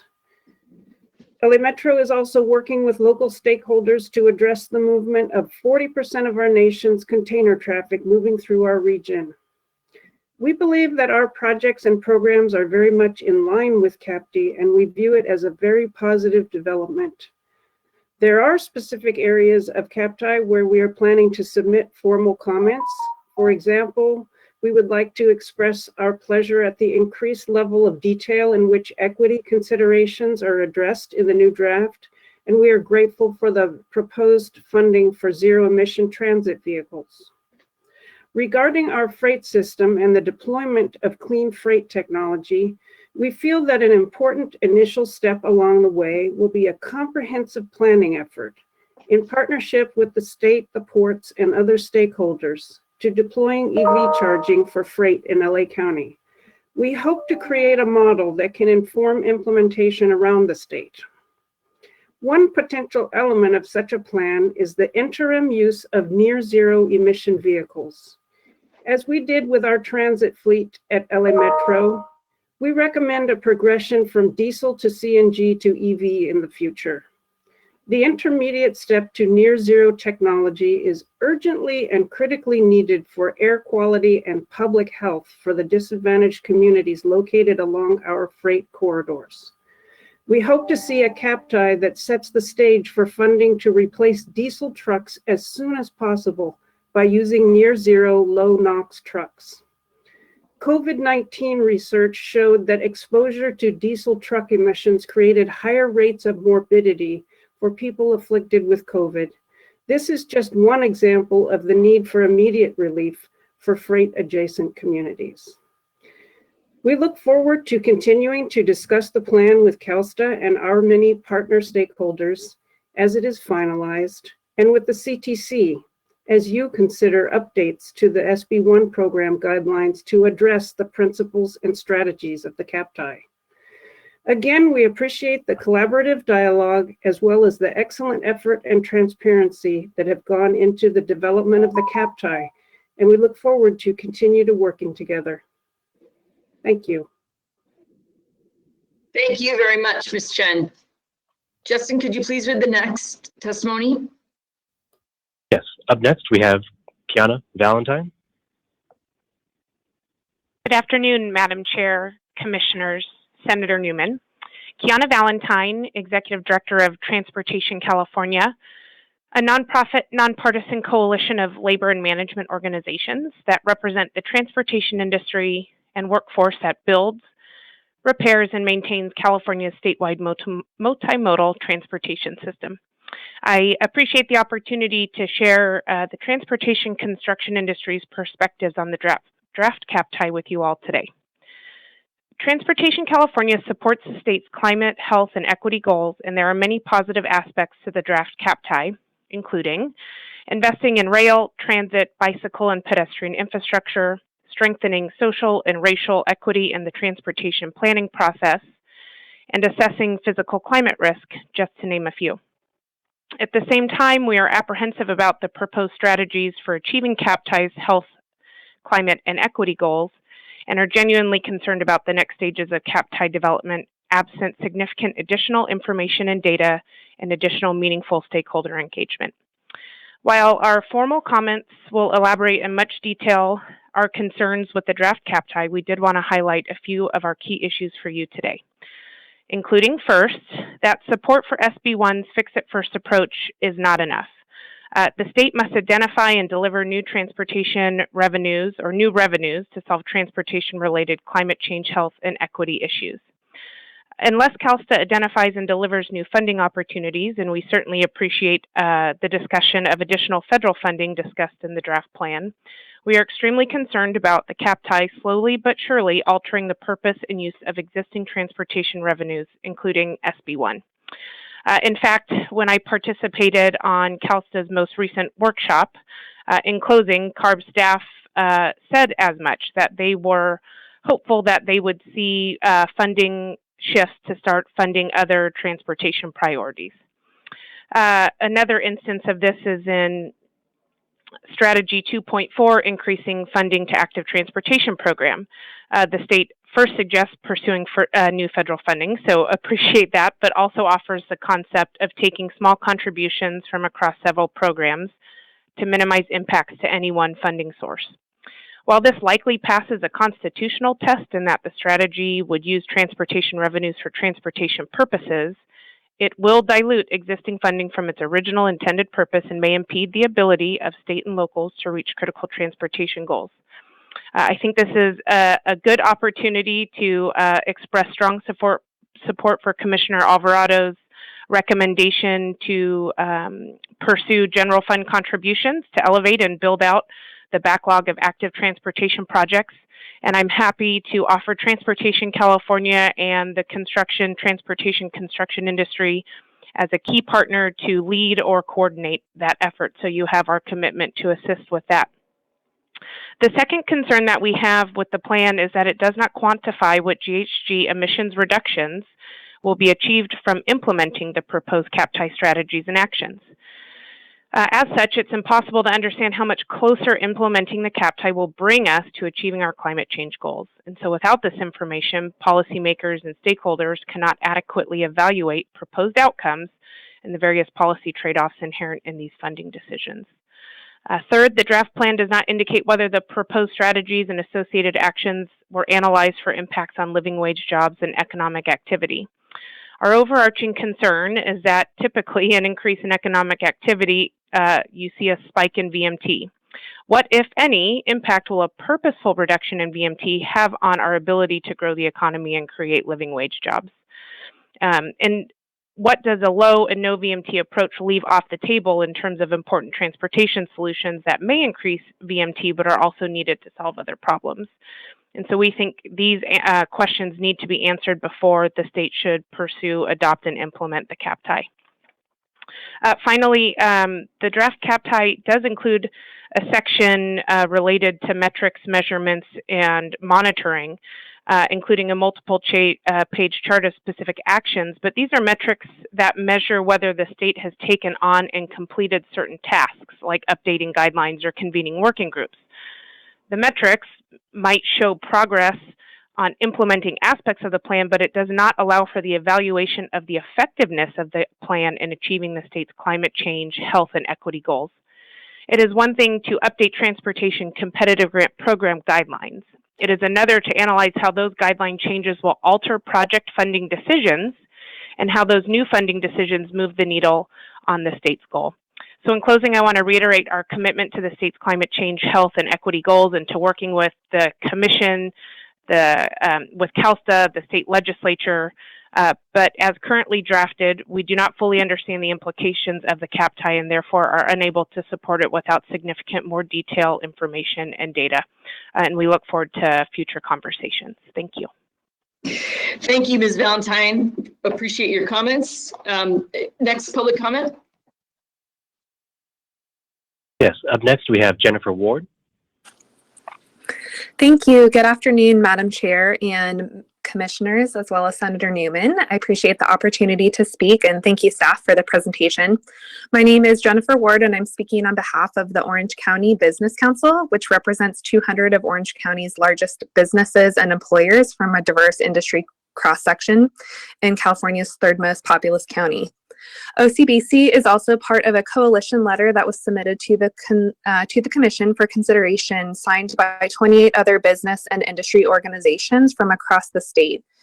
And we appreciate and acknowledge the importance of the CAPTI, as this plan will impact our industries, especially as we're now turning our focus to reopening the economy. It's important that the business community be given a dedicated opportunity to engage in conversation with CTC leaders and reviewing the plans so that we can ensure CAPTI supports and not hampers our ability to move people and goods in a manner necessary for a successful recovery. So we request that more time be allocated to this review process and that the CTC conduct a specific workshop with the business leaders, as it has with other stakeholders, to collect this important feedback on the plan's economic impacts. And just thank you for your consideration and look forward to a dialogue with you on this topic. Thank you. Thank you so much. Next public comment.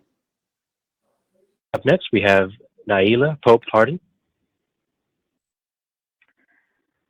Hello, Commissioners. Welcome, Senator Newman and Commissioner Grisby, and congratulations to Commissioner Pavoloni on your reappointment. I look forward to working with you all. And thank you, Darwin, for presenting on CAPTI today. CAPTI is an opportunity to be innovative, forward-thinking, and transformative. I am thinking now about the phrase, put your money where your mouth is. It makes it even more important that the CTC commits and incorporates and adopts CAPTI into their process. And it's not just about adoption and just signing on to this, but the CTC needs to internalize a lot of the framework that CAPTI is about.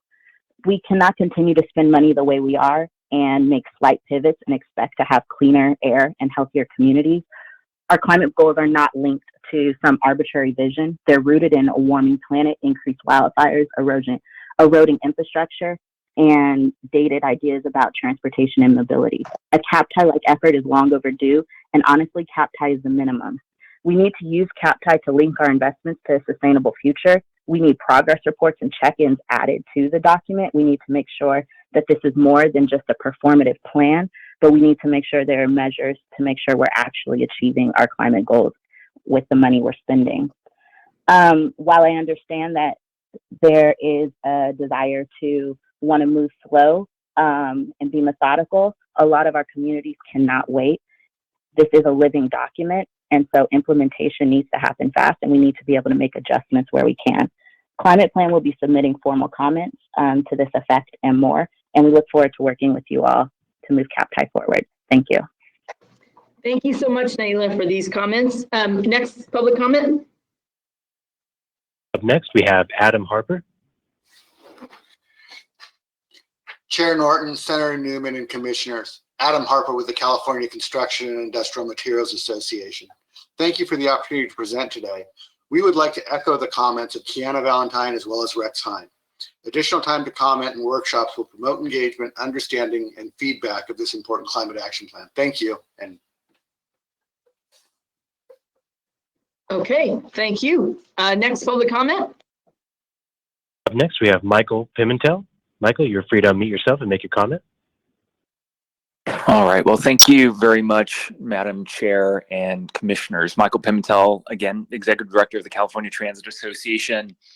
And as an organization, do want to note that we continue to review the draft Climate Action Plan for Transportation Infrastructure.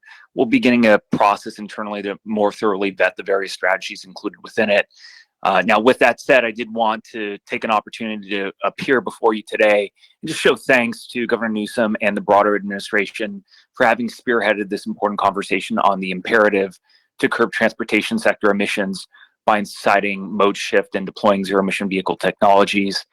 We greatly appreciate that the administration has centered public transportation as a key strategy for advancing these goals and has taken clean and clear steps to elevate transportation equity within the state's transportation investment decisions. We look forward to reviewing the details of the draft plan in full with our membership, and we'll of course be engaging in the public process. Thank you for your time. Thank you very much, Michael. Appreciate your time. Next comment. Up next, we have Steve Bertlbo.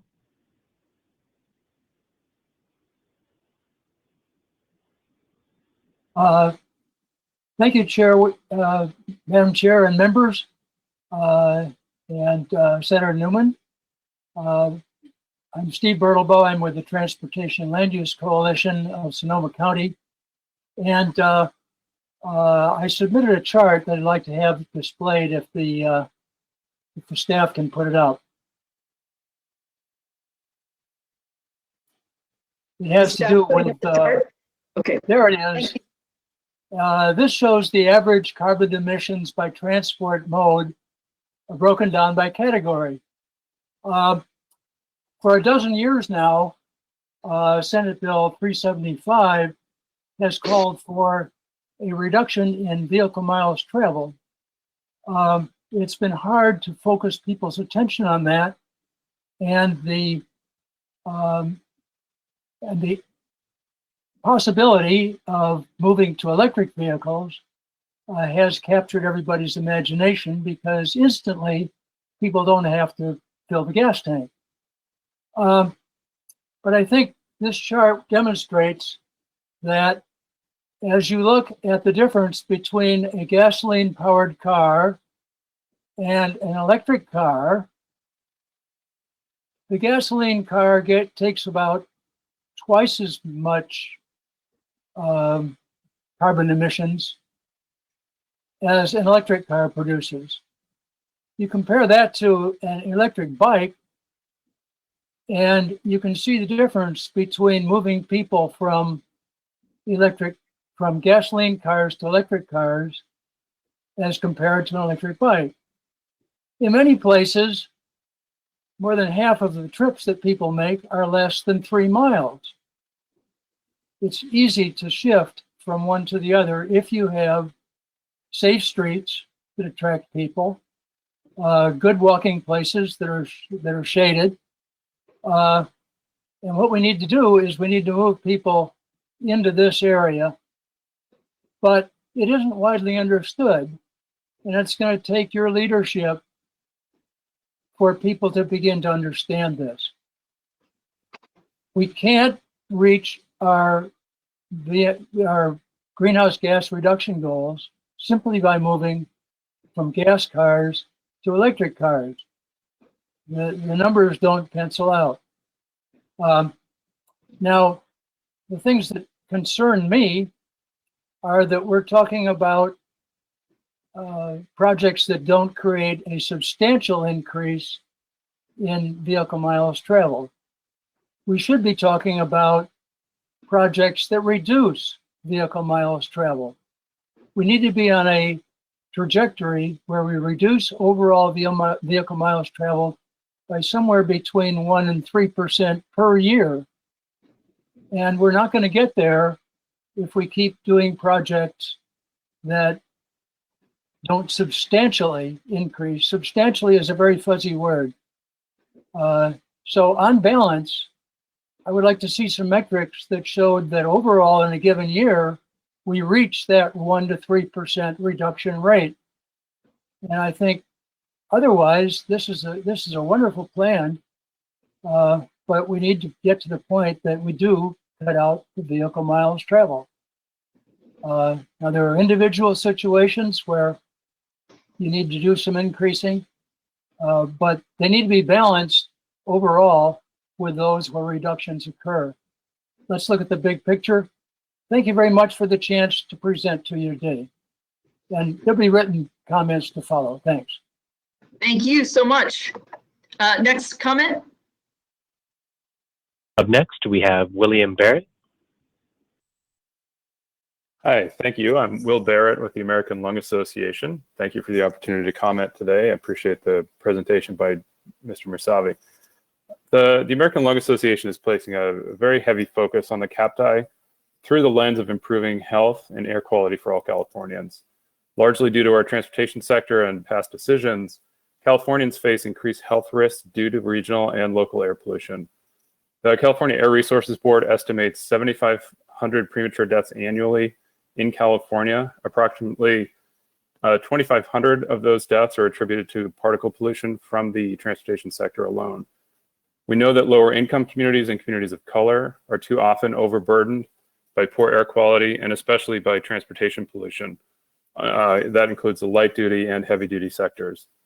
So you can understand, I think, why the Lung Association is prioritizing the CAPTI as a critical tool and framework for healthier transportation in California. We believe that implementing this vision will support attainment of clean air and climate standards in the state, along with all the other measures that are being taken.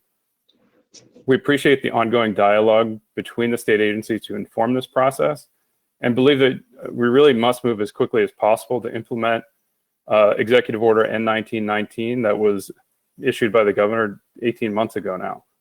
It's imperative that all of our agencies are rowing in the same direction. As the CAPTI moves through the final process, we're going to call on the CTC to really implement the framework for healthier investments in active transportation, VMT reduction, and zero emission technologies as soon as the plan is finally approved. We want you to see the CTC begin the work now to update the project guidelines to ensure public health, equity, and other state interests are reflected and held up in project selection decisions going forward. We also want to see that in addition to new proposals that come forward, that the CTC review the pipelines of current and future projects for consistency with the CAPTI framework across the board. So in closing, the Lung Association is very much looking forward to working with CTC and the other agencies that are developing similar plans like the CTP 2050, the mobile source strategy at CARB, so that we do move forward as quickly as possible to achieve healthier zero emission future that's envisioned in the CAPTI and in the executive orders issued by the governor. Thank you very much for your time. We look forward to issuing additional comments going forward. And again, thank you all. Thank you so much. Appreciate your time. Next comment. Up next, we have Augustin Beltran.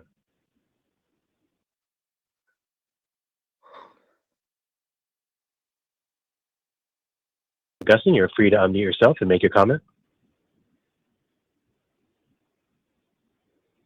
All right, here we go. Good afternoon, Chair and Commissioners. My name is Augie Beltran. I'm with the Northern California Carpenters Regional Council. And we'd like to support and echo what Transportation California said earlier on their points in regards to CAPTI. And we fully support Commissioner Alvarado's idea to pursue and request a $2 billion allocation for the ATP. And we want to let you know that the Carpenters are here to help accomplish that. But we also believe that CAPTI has been rushed. And we all know that in government, to get something done in a year and a half is near impossible. And we believe that CAPTI needs further study. And it's important to follow the CTC process in the implementation and maintain flexibility as the process unfolds. Now, you guys are looking at this as talking about the urban core. I'm someone who grew up in the San Francisco Bay Area. I'm Latino, so I'm a minority, and I can't. And I make a middle class living, but I can't live in the Bay Area. I live in Oakdale, and I'm considered a super commuter. What does that mean? It means I drive 100 miles to my location, whether it be Oakland, Sacramento, or Fresno, 3 points that I have to commute to. There is no rail from Oakdale to San Francisco to Oakland. There is limited capacity for people going over the Altamont, and the people need their infrastructure fixed. We have the Altamont, which needs to be repaired almost on a regular basis because of the impacts. Now, let's say we go to electric vehicles. Those electric vehicles are going to put impacts on those roadways. And we can't support CAPTI, most importantly, because labor was not involved in putting this thing together. And had you involved us, and labor is made up of quite a few minorities, you'd know that we don't take rail. We can't take rail. And I'm not going to ride a bike from Oakdale to Oakland. Heck, yeah, I get up at 4 o'clock in the morning to go to work. So I think you guys need to look at this CAPD, and I'm not talking directly to the CTC, but we need some assurances that this document is going to evolve and that you people are going to include the proper stakeholders, not interagency groups, but people in labor who travel these roads on a regular basis, and people in labor who fought to pass SB1. Thank you. Thank you, Osteen. Next speaker. Up next, we have James Deerwachter. Thank you. Good afternoon, Madam Chair, Commissioners, and Senator Newman. My name is James Deerwachter, and I'm with the California Alliance for Jobs. Our organization represents over 2,000 heavy construction companies and about 80,000 union construction workers from Kern County up to the Oregon border. And we advocate for responsible investments in public infrastructure projects. Although we support CAPTI's broader climate change and equity goals, I'm here today to echo and add to the concerns conveyed by many of the stakeholders who are on this call and spoke before me. SB1 made a promise to the voters to increase road safety by fixing and maintaining our existing transportation systems. The broader economic impacts of CAPTI have not been accounted for with respect to both VMT reduction goals and new transportation revenues, or lack thereof. As an organization that prides itself on both creating and protecting jobs in transportation infrastructure, we are worried about how implementing CAPTI and reducing VMT as the current draft calls for will affect job growth and economic development.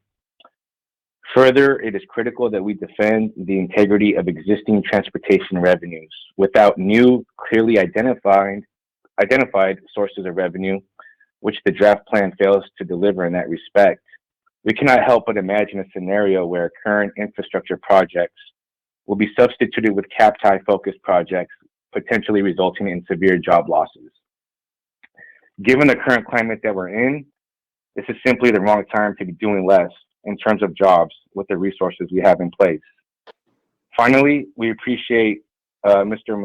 Musavi's addressing this after the presentation, but we still remain concerned about the draft plan's lack in specificity with respect to both its defined accountability measures and within its prescribed public input process. So for these reasons, we cannot support the draft plan, but we hope that you take these comments and concerns in consideration, and we look forward to working with you. Thank you for your time. Thank you very much. Next speaker. Up next, we have Keith Dunn.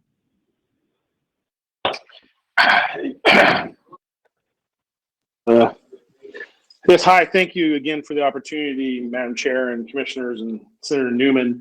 I'd like to echo Commissioner Alvarado and Commissioner Davis in their comments and just expand a little bit on the opportunity that we have to get this done right. I appreciate Darwin and his efforts to reach out to the self-help counties. We had a couple of meetings in which we were provided briefings, and that was greatly appreciated. I will agree with a number of the other comments that came before me in that let's take our time and do this right. When we talk about equity in transportation, oftentimes we're talking about people that have to drive until they qualify for a house. Often these are minorities and individuals who are working to establish that middle-class lifestyle. And the gentleman from the Carpenters, Mr. Beltran, I think put it very clearly. He gets up at 4 a.m. and drives as a super commuter. I think we have a lot of individuals throughout our state who are supporting families and have to drive until they qualify to get a home and then drive back into the job centers. Transit doesn't serve all those that are in that predicament. And I think it's something we just need to take the time, because land use decisions really do have an impact on individuals' lives. We've seen it in the past, and we want to make sure that the decisions are equitable and fair and also meet the needs of the individuals that are building our great state, and predominantly construction and service industry professionals that are making those long drives. So I would encourage us, and I appreciate the commissioner's comments, to have a couple workshops. The CTC has always been a great venue for the expression of ideas and working things out. I know with the self-help counties, sometimes there are years that are dedicated to developing expenditure plans. Those expenditure plans try to take into account the entire communities within the county's interests. Sometimes those interests are at odds with others within the expenditure plan discussions, but we sit down and we take the time to work them out, because not only is it so important for the community, but we also, in instances of expenditure plans, have to get a 2/3 vote. So that's a very high margin. They've got a lot of great examples of how that collaborative process takes place. So you take interests that may be at odds and come together and do compromises so that we get it done right, not necessarily quickly. So with that, I would just say again, thanks for the opportunity to yet again offer some comments. Self-help counties will be submitting some formal comments as well as some of our individual members that we've already heard from today. We support the goals. We want to do it right. We want to make sure that we have equity in those decisions that don't force folks to continue to drive further and further out to afford a place to live while working in our job centers as well. So with that, thank you very much for the opportunity. Thank you so much. We really appreciate that, Keith. Next comment, please. Up next, we have Felipe Fuentes. Thank you, Madam Chair and Commissioners. Felipe Fuentes, the Apex Group, calling today on behalf of the Associated General Contractors of California, a statewide organization with over 1,000 members who perform heavy civil, underground, and utility type work. I'd like to associate my comments with those of Commissioners Alvarado and Davis, and certainly my colleague Kiana Valentine from Transportation California, and would simply say that the Associated General Contractors are concerned with the CAPDIME spirit of the document. I know there's a lot of conversation for wanting to extend the conversation, and we would be supportive of that.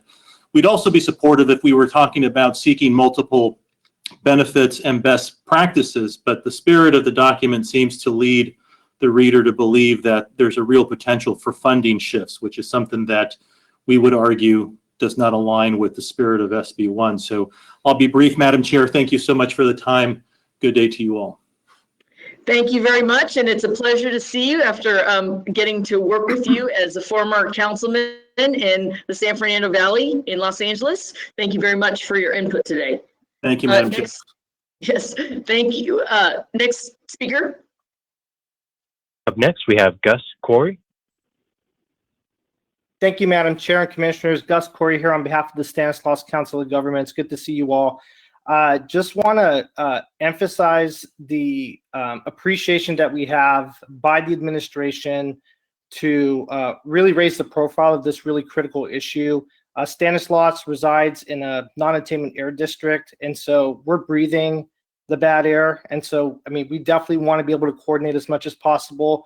We also have a disproportionate amount of disadvantaged communities throughout the San Joaquin Valley, but we want to be pragmatic about our approach. And so Senate Bill 1, as you know, many of my colleagues that have spoken before me know, was really not just about fix it first. It was about addressing all modes. And I particularly want to thank Senator Newman for his courage in casting a deciding vote to even make SB 1 possible. We fought for several programs in Senate Bill 1, including for the first time ever having the State Rail Assistance Program, which is providing operations dollars for commuter passenger rail service, augmenting the TIRCIP program, and funding the ACE system, so extending passenger rail in the Valley. But as many of my colleagues have mentioned and some of the commissioners have mentioned, you know, folks are still going to drive, and sometimes it's by necessity, sometimes it's by choice, and so we need to protect initial investments that were made and complete corridors so that we're getting the true value of taxpayer dollars. Voters have also spoken through opposing, rejecting Proposition 6 and approving Prop 69 so that funds go for their intended purpose. And then for, you know, I think Executive Director Dunn of the Self-Help Counties would have mentioned this, but out of, you know, there's 25 self-help counties and they represent half of the funding that's available in the state. So it truly is a partnership, but many of these are small counties. We can't generate enough money to take care of the priorities. And so we really do need the partnership here, but perhaps looking at some pragmatic solutions, such as there's several bills that have been introduced during this legislative session to invest more into broadband access, especially in rural communities, so that we're making telecommuting opportunities possible for folks. But as my friends from Labor mentioned, you can't take your tools onto a bus or a train, and some folks are going to have to drive. So thankfully, the governor, through the issuance of his last executive order and through the proposal in the fiscal year 21-22 budget on the zero emission rebates, hopefully those are going to the neediest people so that we're getting some of these gas guzzlers off of the road and improving air quality. But pragmatically speaking, I mean, if folks want to traverse the Central Coast or anywhere in the state, I mean, that really should be their prerogative, and we should have an interest in protecting lifeline arterial routes, such as State Route 101 and the 99, which facilitate a tremendous amount of goods movement and tourism in the state. And so we look forward to continuing the conversation. Appreciate the opportunity to speak and appreciate the time. Thank you so much. Thank you very much, Gus. Next speaker. Up next, we have Julia Randolph.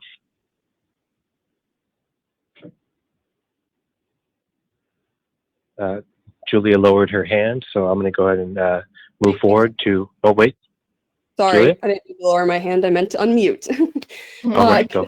Good afternoon, Chair and Commissioners and Senator Newman. And I would personally like to welcome our new Commissioner, Mr. Grisby. We're very excited to have you here with us. I wanted to start out by saying thank you to Darwin for all of your work on this process. From our perspective, this has been a very meaningful stakeholder engagement, and as stated before, that this has already been going on for 18 months, and so we really appreciate all of your work on this. As I want to reiterate some of the comments made already by Will Barrett with the American Lung Association and Naila with Climate Plan. Californians are experiencing some of the worst air quality we have ever seen, and the transportation sector is our most polluting sector in California. We strongly support the direction of the draft, and we ask for no delay in the review process. As I said before, this has been one of the most inclusive engagements I've participated in. And as Darwin stated in his presentation, rural groups or rural areas and urban areas do not have to have the same outcomes of this plan. And they also have been participating within the workshop period. So we very much ask you to not delay this any longer.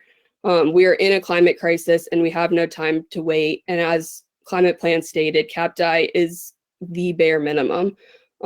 We would like to see more accountability and targets relating to VMT and GHG moving forward, and we're looking forward to working with CalSTA to implement this come July. Thank you. Thank you very much, Julia. Next speaker. Up next, we have Jonathan Matz.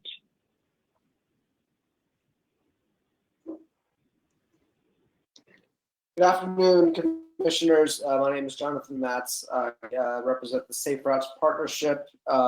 Thanks for the opportunity to comment on this program. I wanted to echo the comments just made by my peer, Julia Randolph.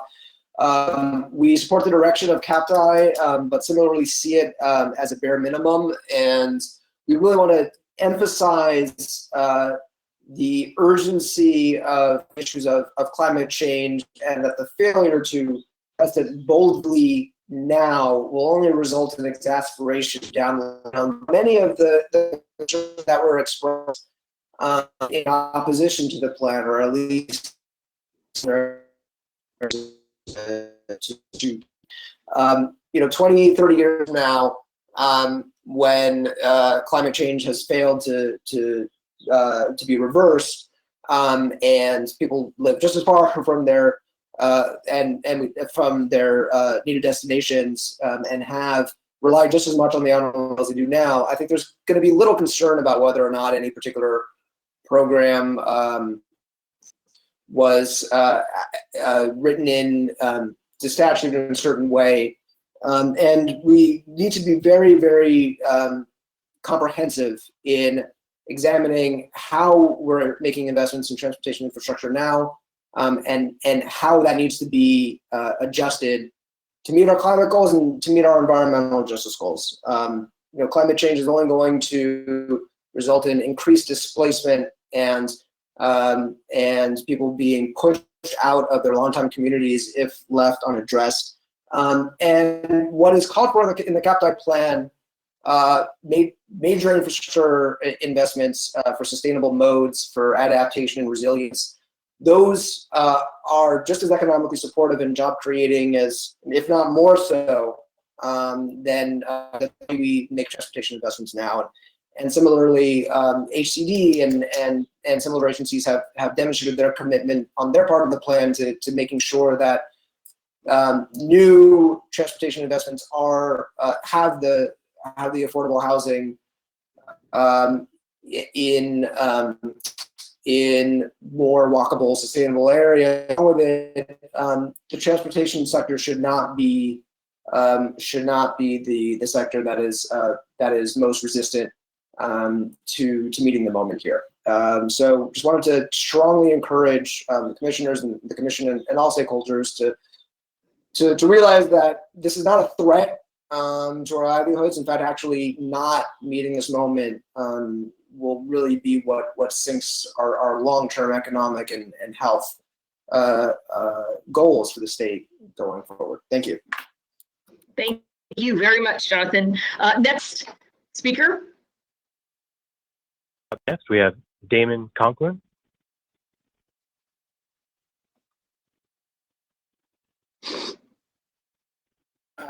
Good afternoon. Thank you very much. This is Damon Conklin on behalf of the California Builders Alliance, representing nearly 4,000 construction companies who perform industrial, commercial, and public work projects throughout the state. I want to thank you and your staff and the commissioners for your steadfast commitment to enhance and improve the environment footprint. With brevity in mind, I don't want to duplicate much of the comments that have been made from those from the construction industry, but we do appreciate the bold vision of the commission and look forward to innovative ways to slash fossil fuels use and meet the California's greenhouse gas reduction goals. But we do respectfully ask that additional time be allocated to review the process and that the CTC conduct really a more robust outreach with industry leaders and stakeholders to collect more feedback so we can address this in a more holistic manner. But again, thank you very much for allowing us to provide comments. Thank you very much. And, next speaker. Up next, we have Matthew Baker. Matthew, you're free to unmute yourself and proceed with your comment. Thank you. Good afternoon, commissioners, and I too would like to welcome Commissioner Grigsby and Commissioner Newman to your recent appointments. And I would like to applaud the work of CalSTA and the interagency work group and presenting this vision and roadmap for how we can meet California's climate and equity goals in the transportation sector, which I think represents a vision for a paradigm shift in how we have to rethink the way we prioritize our infrastructure investments in the state. Like some of my colleagues, we too believe that we would like to see stronger, more specific actions and accountability measures and implementation of this draft plan, but we also recognize the limited authority that CalSTA has in dictating what those actions can be across the various relevant agencies. And so that power and need really falls on each of the respective agencies that are relevant to implementation of this plan. And we will be advocating with each of those respective agencies to develop resolutions outlining specific actions and accountability measures in accordance with achieving the vision that this document presents. And at the end of the line of those relevant agencies, as it pertains to transportation investment in California lies the CTC, and ultimately really does come down to how the CTC prioritizes its transportation infrastructure programming. And so we call on you to expeditiously and with urgency begin revising your guidelines in accordance with the goals and principles and recommendations in this plan, outlining the specific ways that you will prioritize your investments moving forward, and the ways that we can measure and monitor how our progress is tracking towards implementation of these goals. I do look forward to working with you moving forward, and hope to have more opportunity discussion of the upcoming joint agency meeting. Thank you very much. Good afternoon. Thank you very much. Appreciate your time, Matthew. Next comment, please. We have one more attendee with their hand raised, Joseph Cruz, but Joseph, you are not currently connected to audio, so I will proceed with reading the one written comment and then come back to Joseph. Okay. The written comment comes in from Julia Jordan. She writes, "Good afternoon. I am Julia Jordan with Leadership Council for Justice and Accountability, a community-based advocacy organization based in Fresno, California. We work with low-income communities of color in both urbanized and rural areas of the San Joaquin and eastern Coachella Valleys. Thank you for putting this document together. It's long overdue time that our state begins investing in ways that more substantially shift our transportation networks and infrastructure to become part of the climate solutions. And we can't do that climate work without climate justice. We support an integrated approach that acknowledges the need for underserved communities, those who have been harmed by transportation investments, to be front and center in the implementation of this plan, namely Black, Latino, Asian, Indigenous, and low-income communities. Additionally, low-income rural communities are part of the solutions and need VMT reducing and zero-emission supportive investments.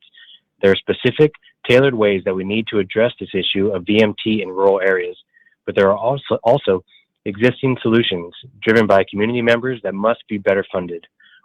Whether it is ZE rideshare, improved rural transit, complete streets, and importantly, better land use decisions to make key destinations and affordable housing accessible for low-income rural neighborhoods. There are solutions that should be expanded on now. We want to also emphasize that there needs to be specific commitments from CalSTA, CTC, and Caltrans to make sure that this plan actually gets implemented with accountability, and to coordinate on seeing this effort as part of the deeper work that the state must do when it comes to real transportation and climate justice. So we look forward to digging deeper into the draft and providing written comments and working with CalSTA on the finalization and implementation of this plan. Thank you for the opportunity to comment today." Thank you. And now do we have Mr. Cruz's audio ready?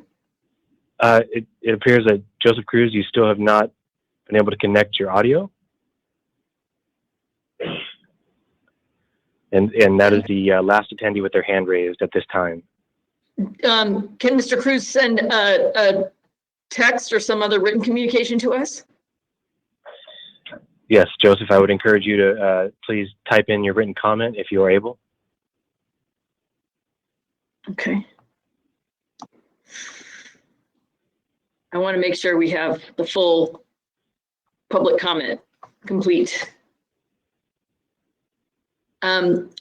Justin, when you have that complete, let me know. And I do want to call on our commissioners. But first, Darwin, if there was anything that was said in the comments that you wanted to respond to, I think there were some questions about some items that had come up. And if not, I'll go to commissioner comments when you're done. I think specifically mainly heard comments rather than questions. So I just wanted to thank everyone for all of those, and you know, just acknowledge as you all are hearing the huge range and diversity of comments we've been getting towards this effort. Very much appreciate everyone's engagement and continued engagement in this effort. But I'll turn it back to you. One of the things that was raised in the comments was talked about the difference between the road user charge and the road pricing task force. These are two task forces, and how you see those working through the system. And then I'll call on my colleagues.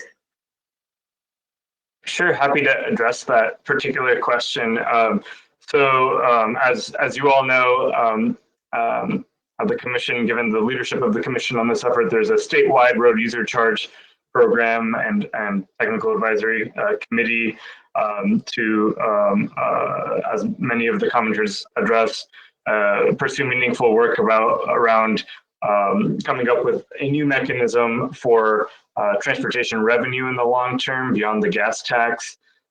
Separate and distinct from that, through CAPDI, we are calling on a roadway pricing working group that is specifically around on-system, exploring with our local and regional partners on-system pricing solutions that are meant for demand management. So whether that's tolling or corridor pricing or other types of demand management strategies that local and regional governments are already pursuing. What we're hoping to do is convene interested partners around the state to work on how the states can be a partner and a supportive partner in those local and regional implementation efforts that folks are already working on. So thanks for allowing the time to clarify and separate those out, because they're two distinctly different things, even though they're both about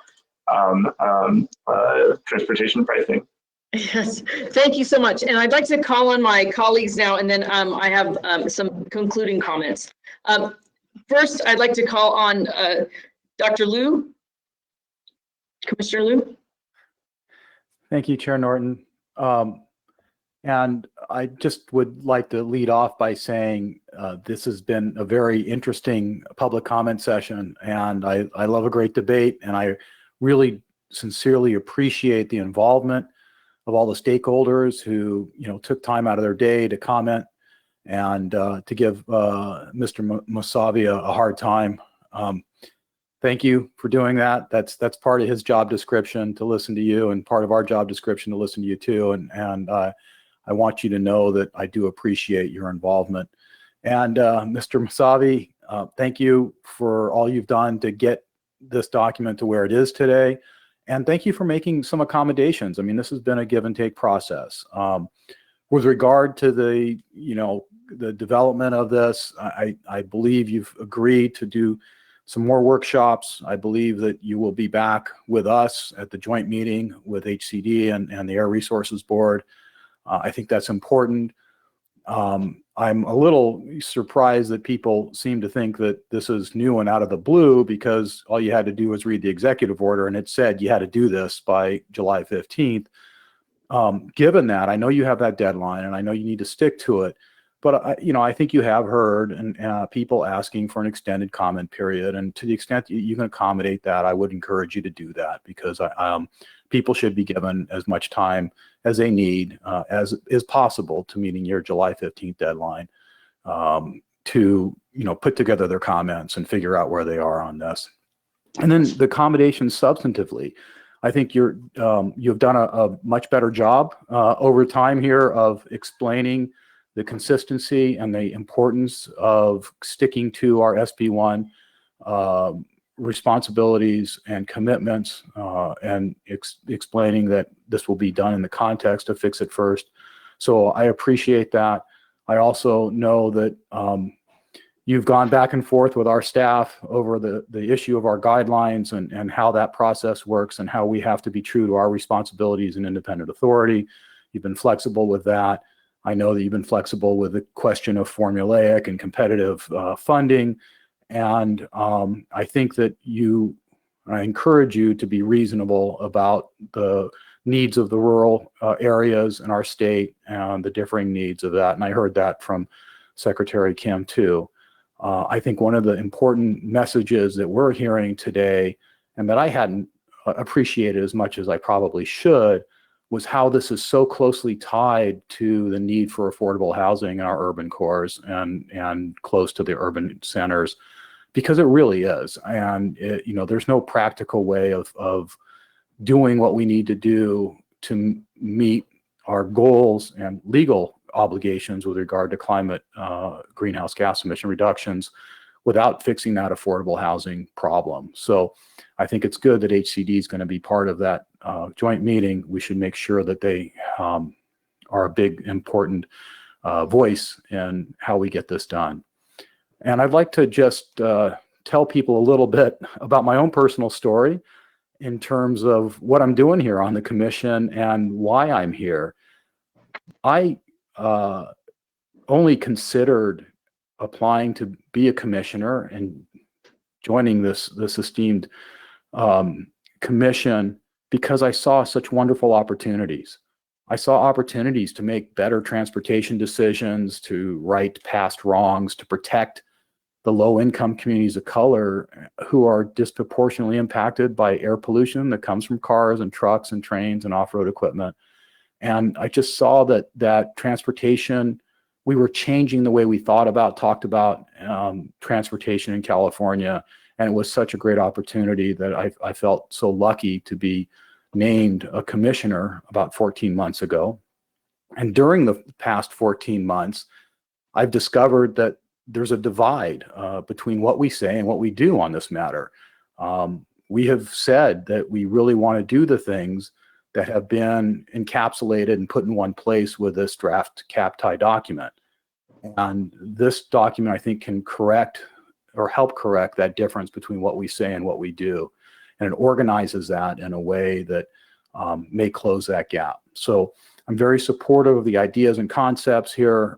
At minimum, I think that we as a commission should commit to consider, not necessarily adopt, but at least consider how to use cap-tie as a tool to amend our guidelines as the new funding program rounds come around, and how to perhaps incorporate what we can in a reasonable way to close that gap between what we say and what we do using this cap-tie document as a tool.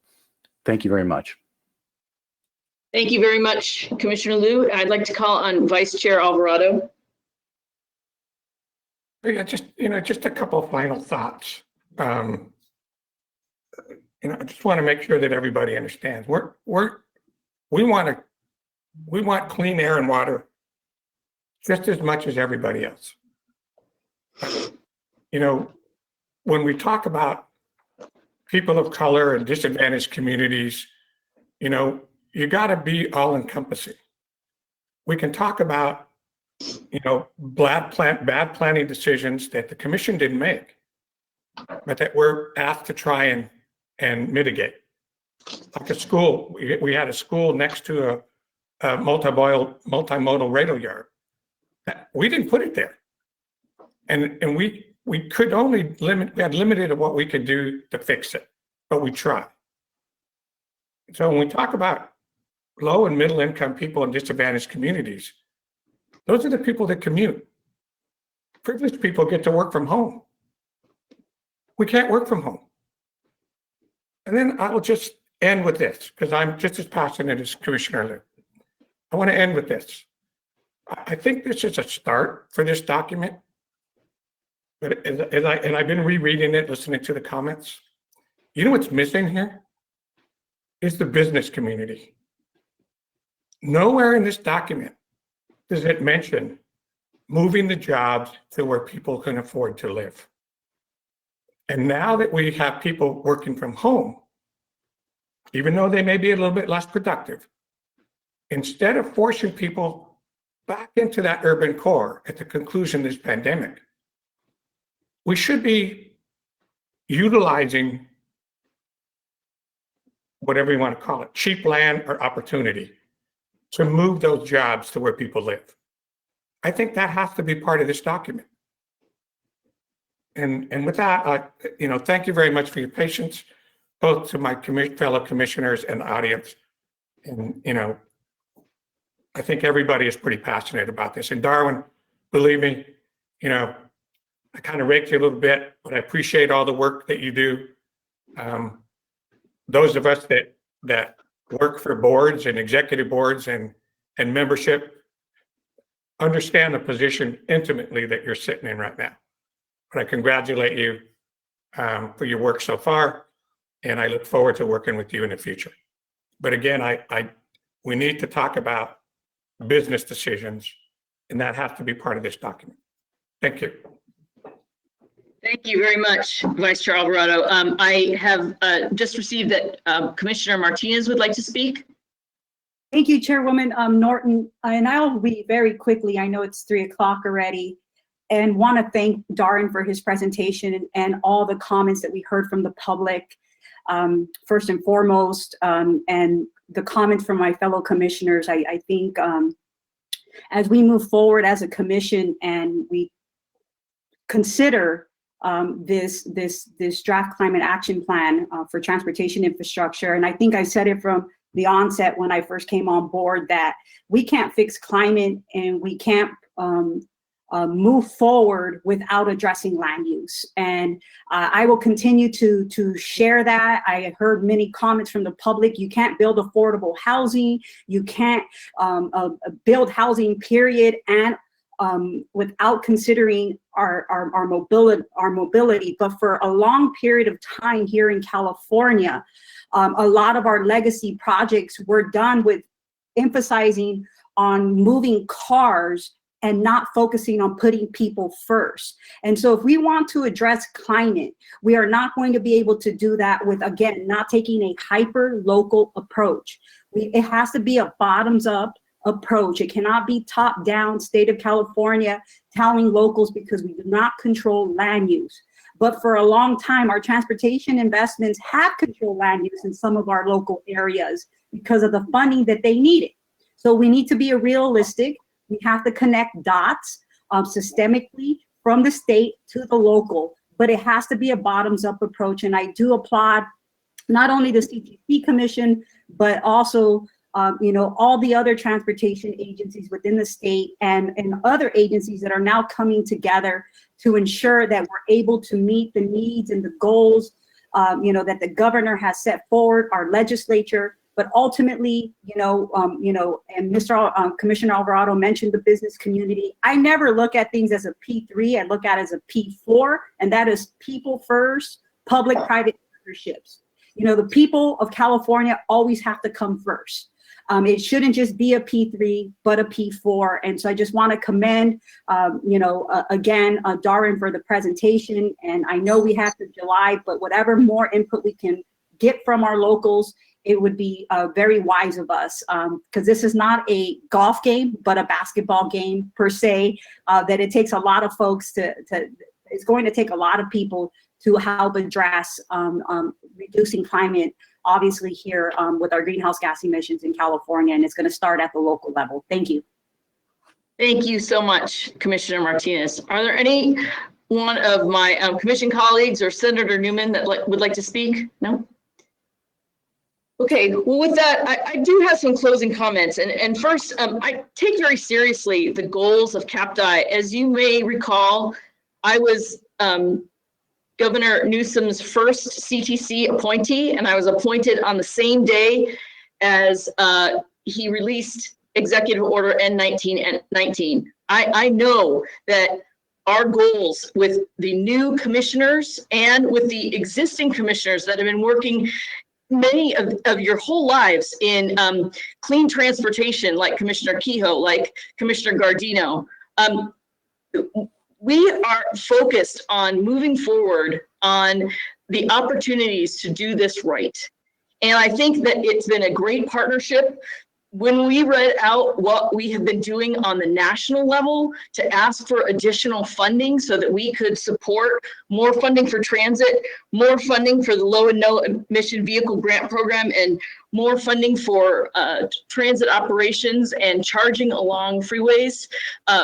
Commissioner Inman focusing on cleaning our freight system. We are not, and I think we have shown in our life's work, we are not saying one thing and doing another. And we are not doing something that says one thing and then waiting around. I think we have moved forward very quickly. And when you look at what's been happening with this CTC and how things are moving forward, there is reason that every single one of the Congress members and senators thanked California for being a national leader. We didn't get to become a national leader by sitting around and doing nothing.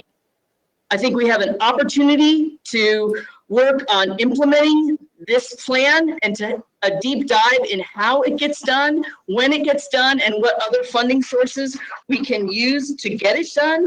And I appreciate that this was a very thoughtful dialogue from people who have been at the table for 18 months and for people who have not been at the table for 18 months and are just now being at the table.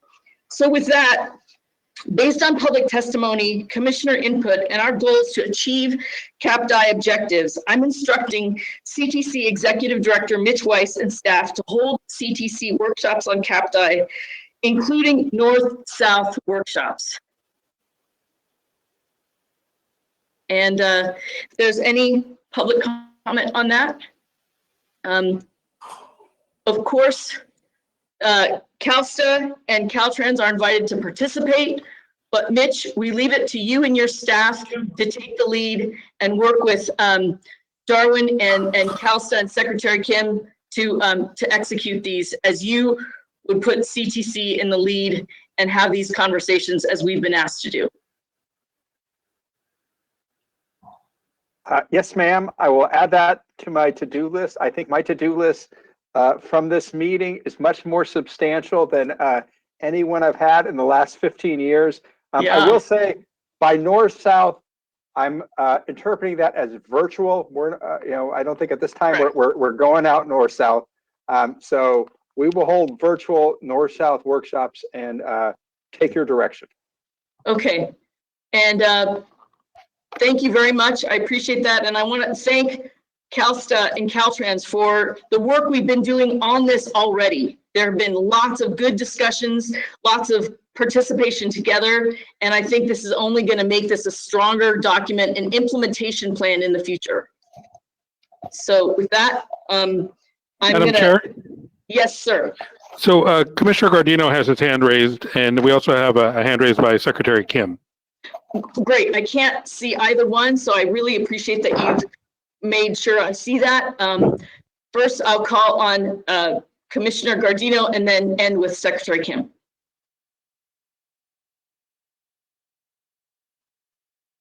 Commissioner Guardino? I can't see his videos. Can you hear me okay? We can now, yes. Wonderful. Thank you both.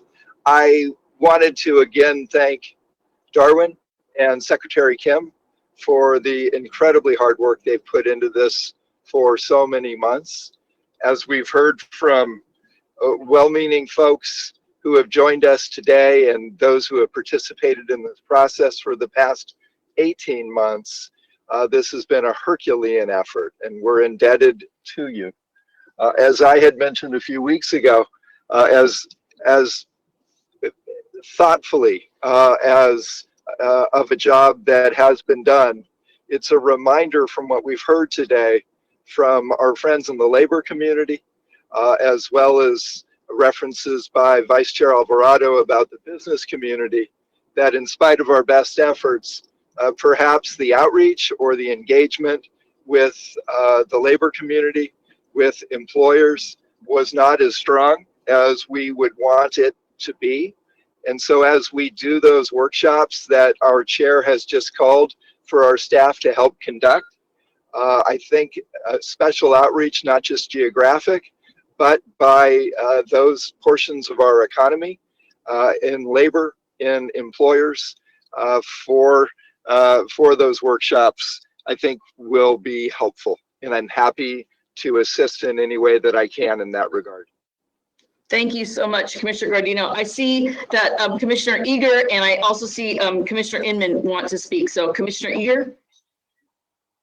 Yes, I just wanted to add, first of all, thank you so much, Darwin, for all of the work. And we understand it's a long time coming. But I just wanted to add that while we're doing workshops to include the Central Valley in this process, the 4 million folks there in the Central Valley also have a voice. And if we could include business organizations from the Central Valley, we can certainly include labor in those workshops and discussions. Okay, thank you so much. We'll add that as well. Thank you. And Commissioner Inman, and then Secretary Kim. I'll build on Commissioner Egg. I just want to make sure that we are very inclusionary geographically and then by the different sectors. And Commissioner Liu and I started our day's comments really talking about the hiccup we're having right now all along our supply chain. So I want to make sure that we get our key industry partners, the ports and our Class 1 railroads and the warehousing, all of our supply chain partners as well. And then just, one question, I think for Darwin, he talked about a living document. So I think as we hold our workshops, if we can maybe clarify for all our partners what that process might look like in terms of a dynamic document, I guess I should call it. Sure, happy to address that briefly.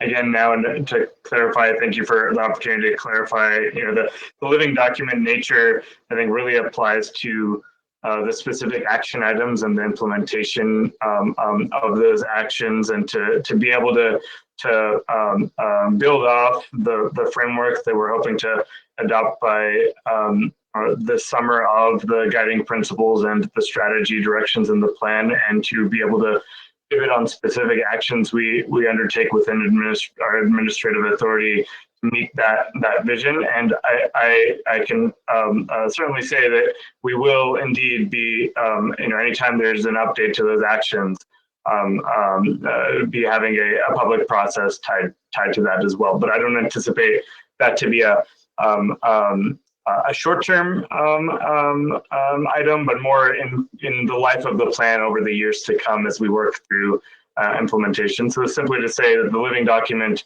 component is to say that this document is no good if we just adopt it now and put it on a shelf and decide that we know everything we know and everything we'll ever know. And so as we embark on all of this, I think it's important to revisit.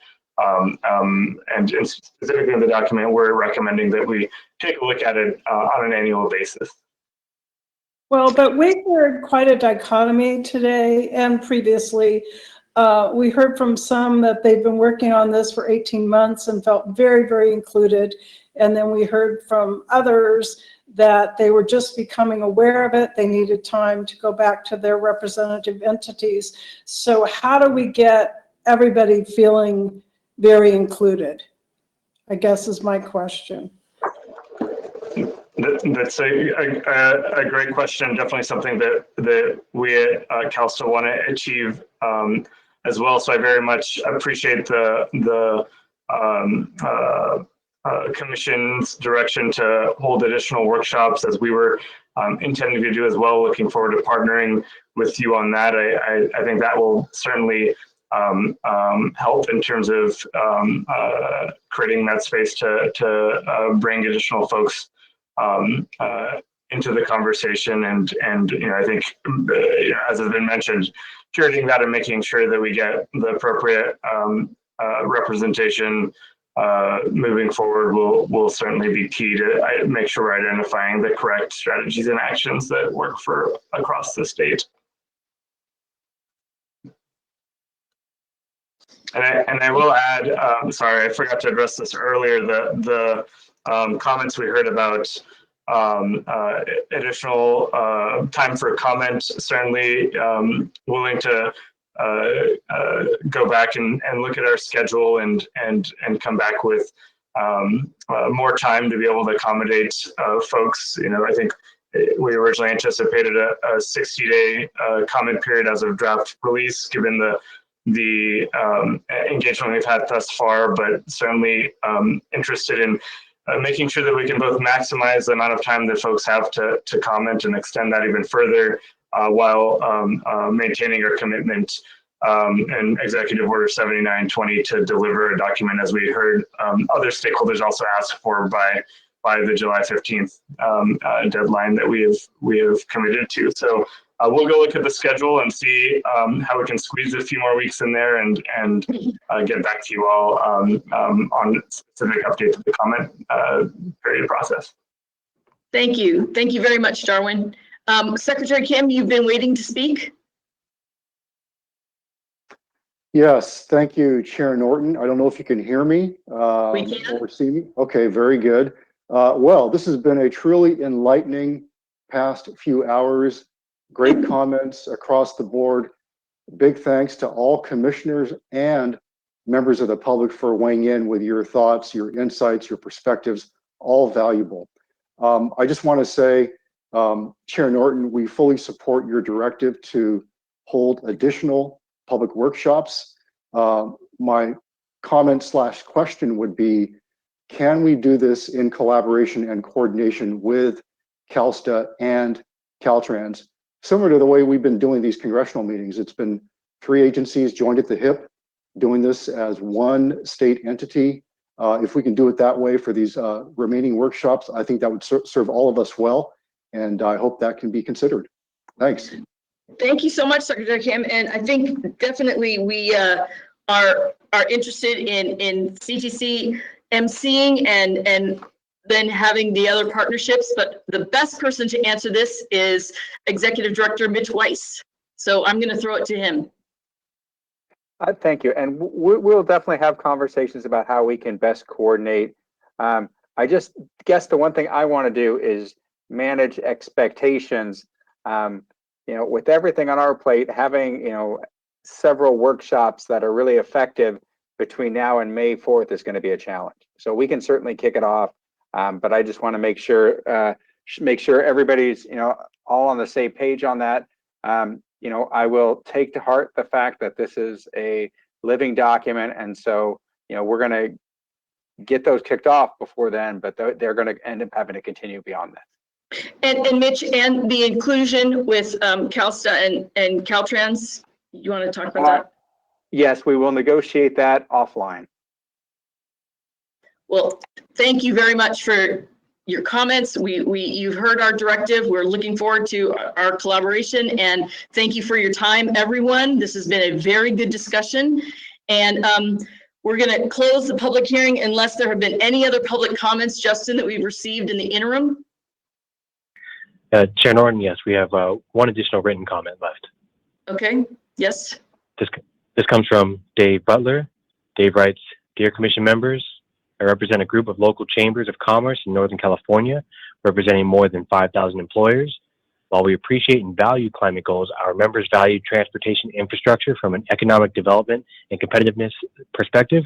As such, we join the OCBC and others in calling for an additional workshop with business and industry to obtain our members' input in this important plan. Thank you, Dave Butler, United Chamber Advocacy Network." And that concludes all written comments, and I see no other hands raised at this time. Thank you all. Thank you all for your participation. Darwin, thank you for being on camera this entire time, fielding all of this input, and Secretary Kim for your participation. And Mitch, we will listen for how you will be rolling out this process. Much appreciated. And with that, I am going to call for a small break to 3:40 for all of us. Thank you. Appreciate your time.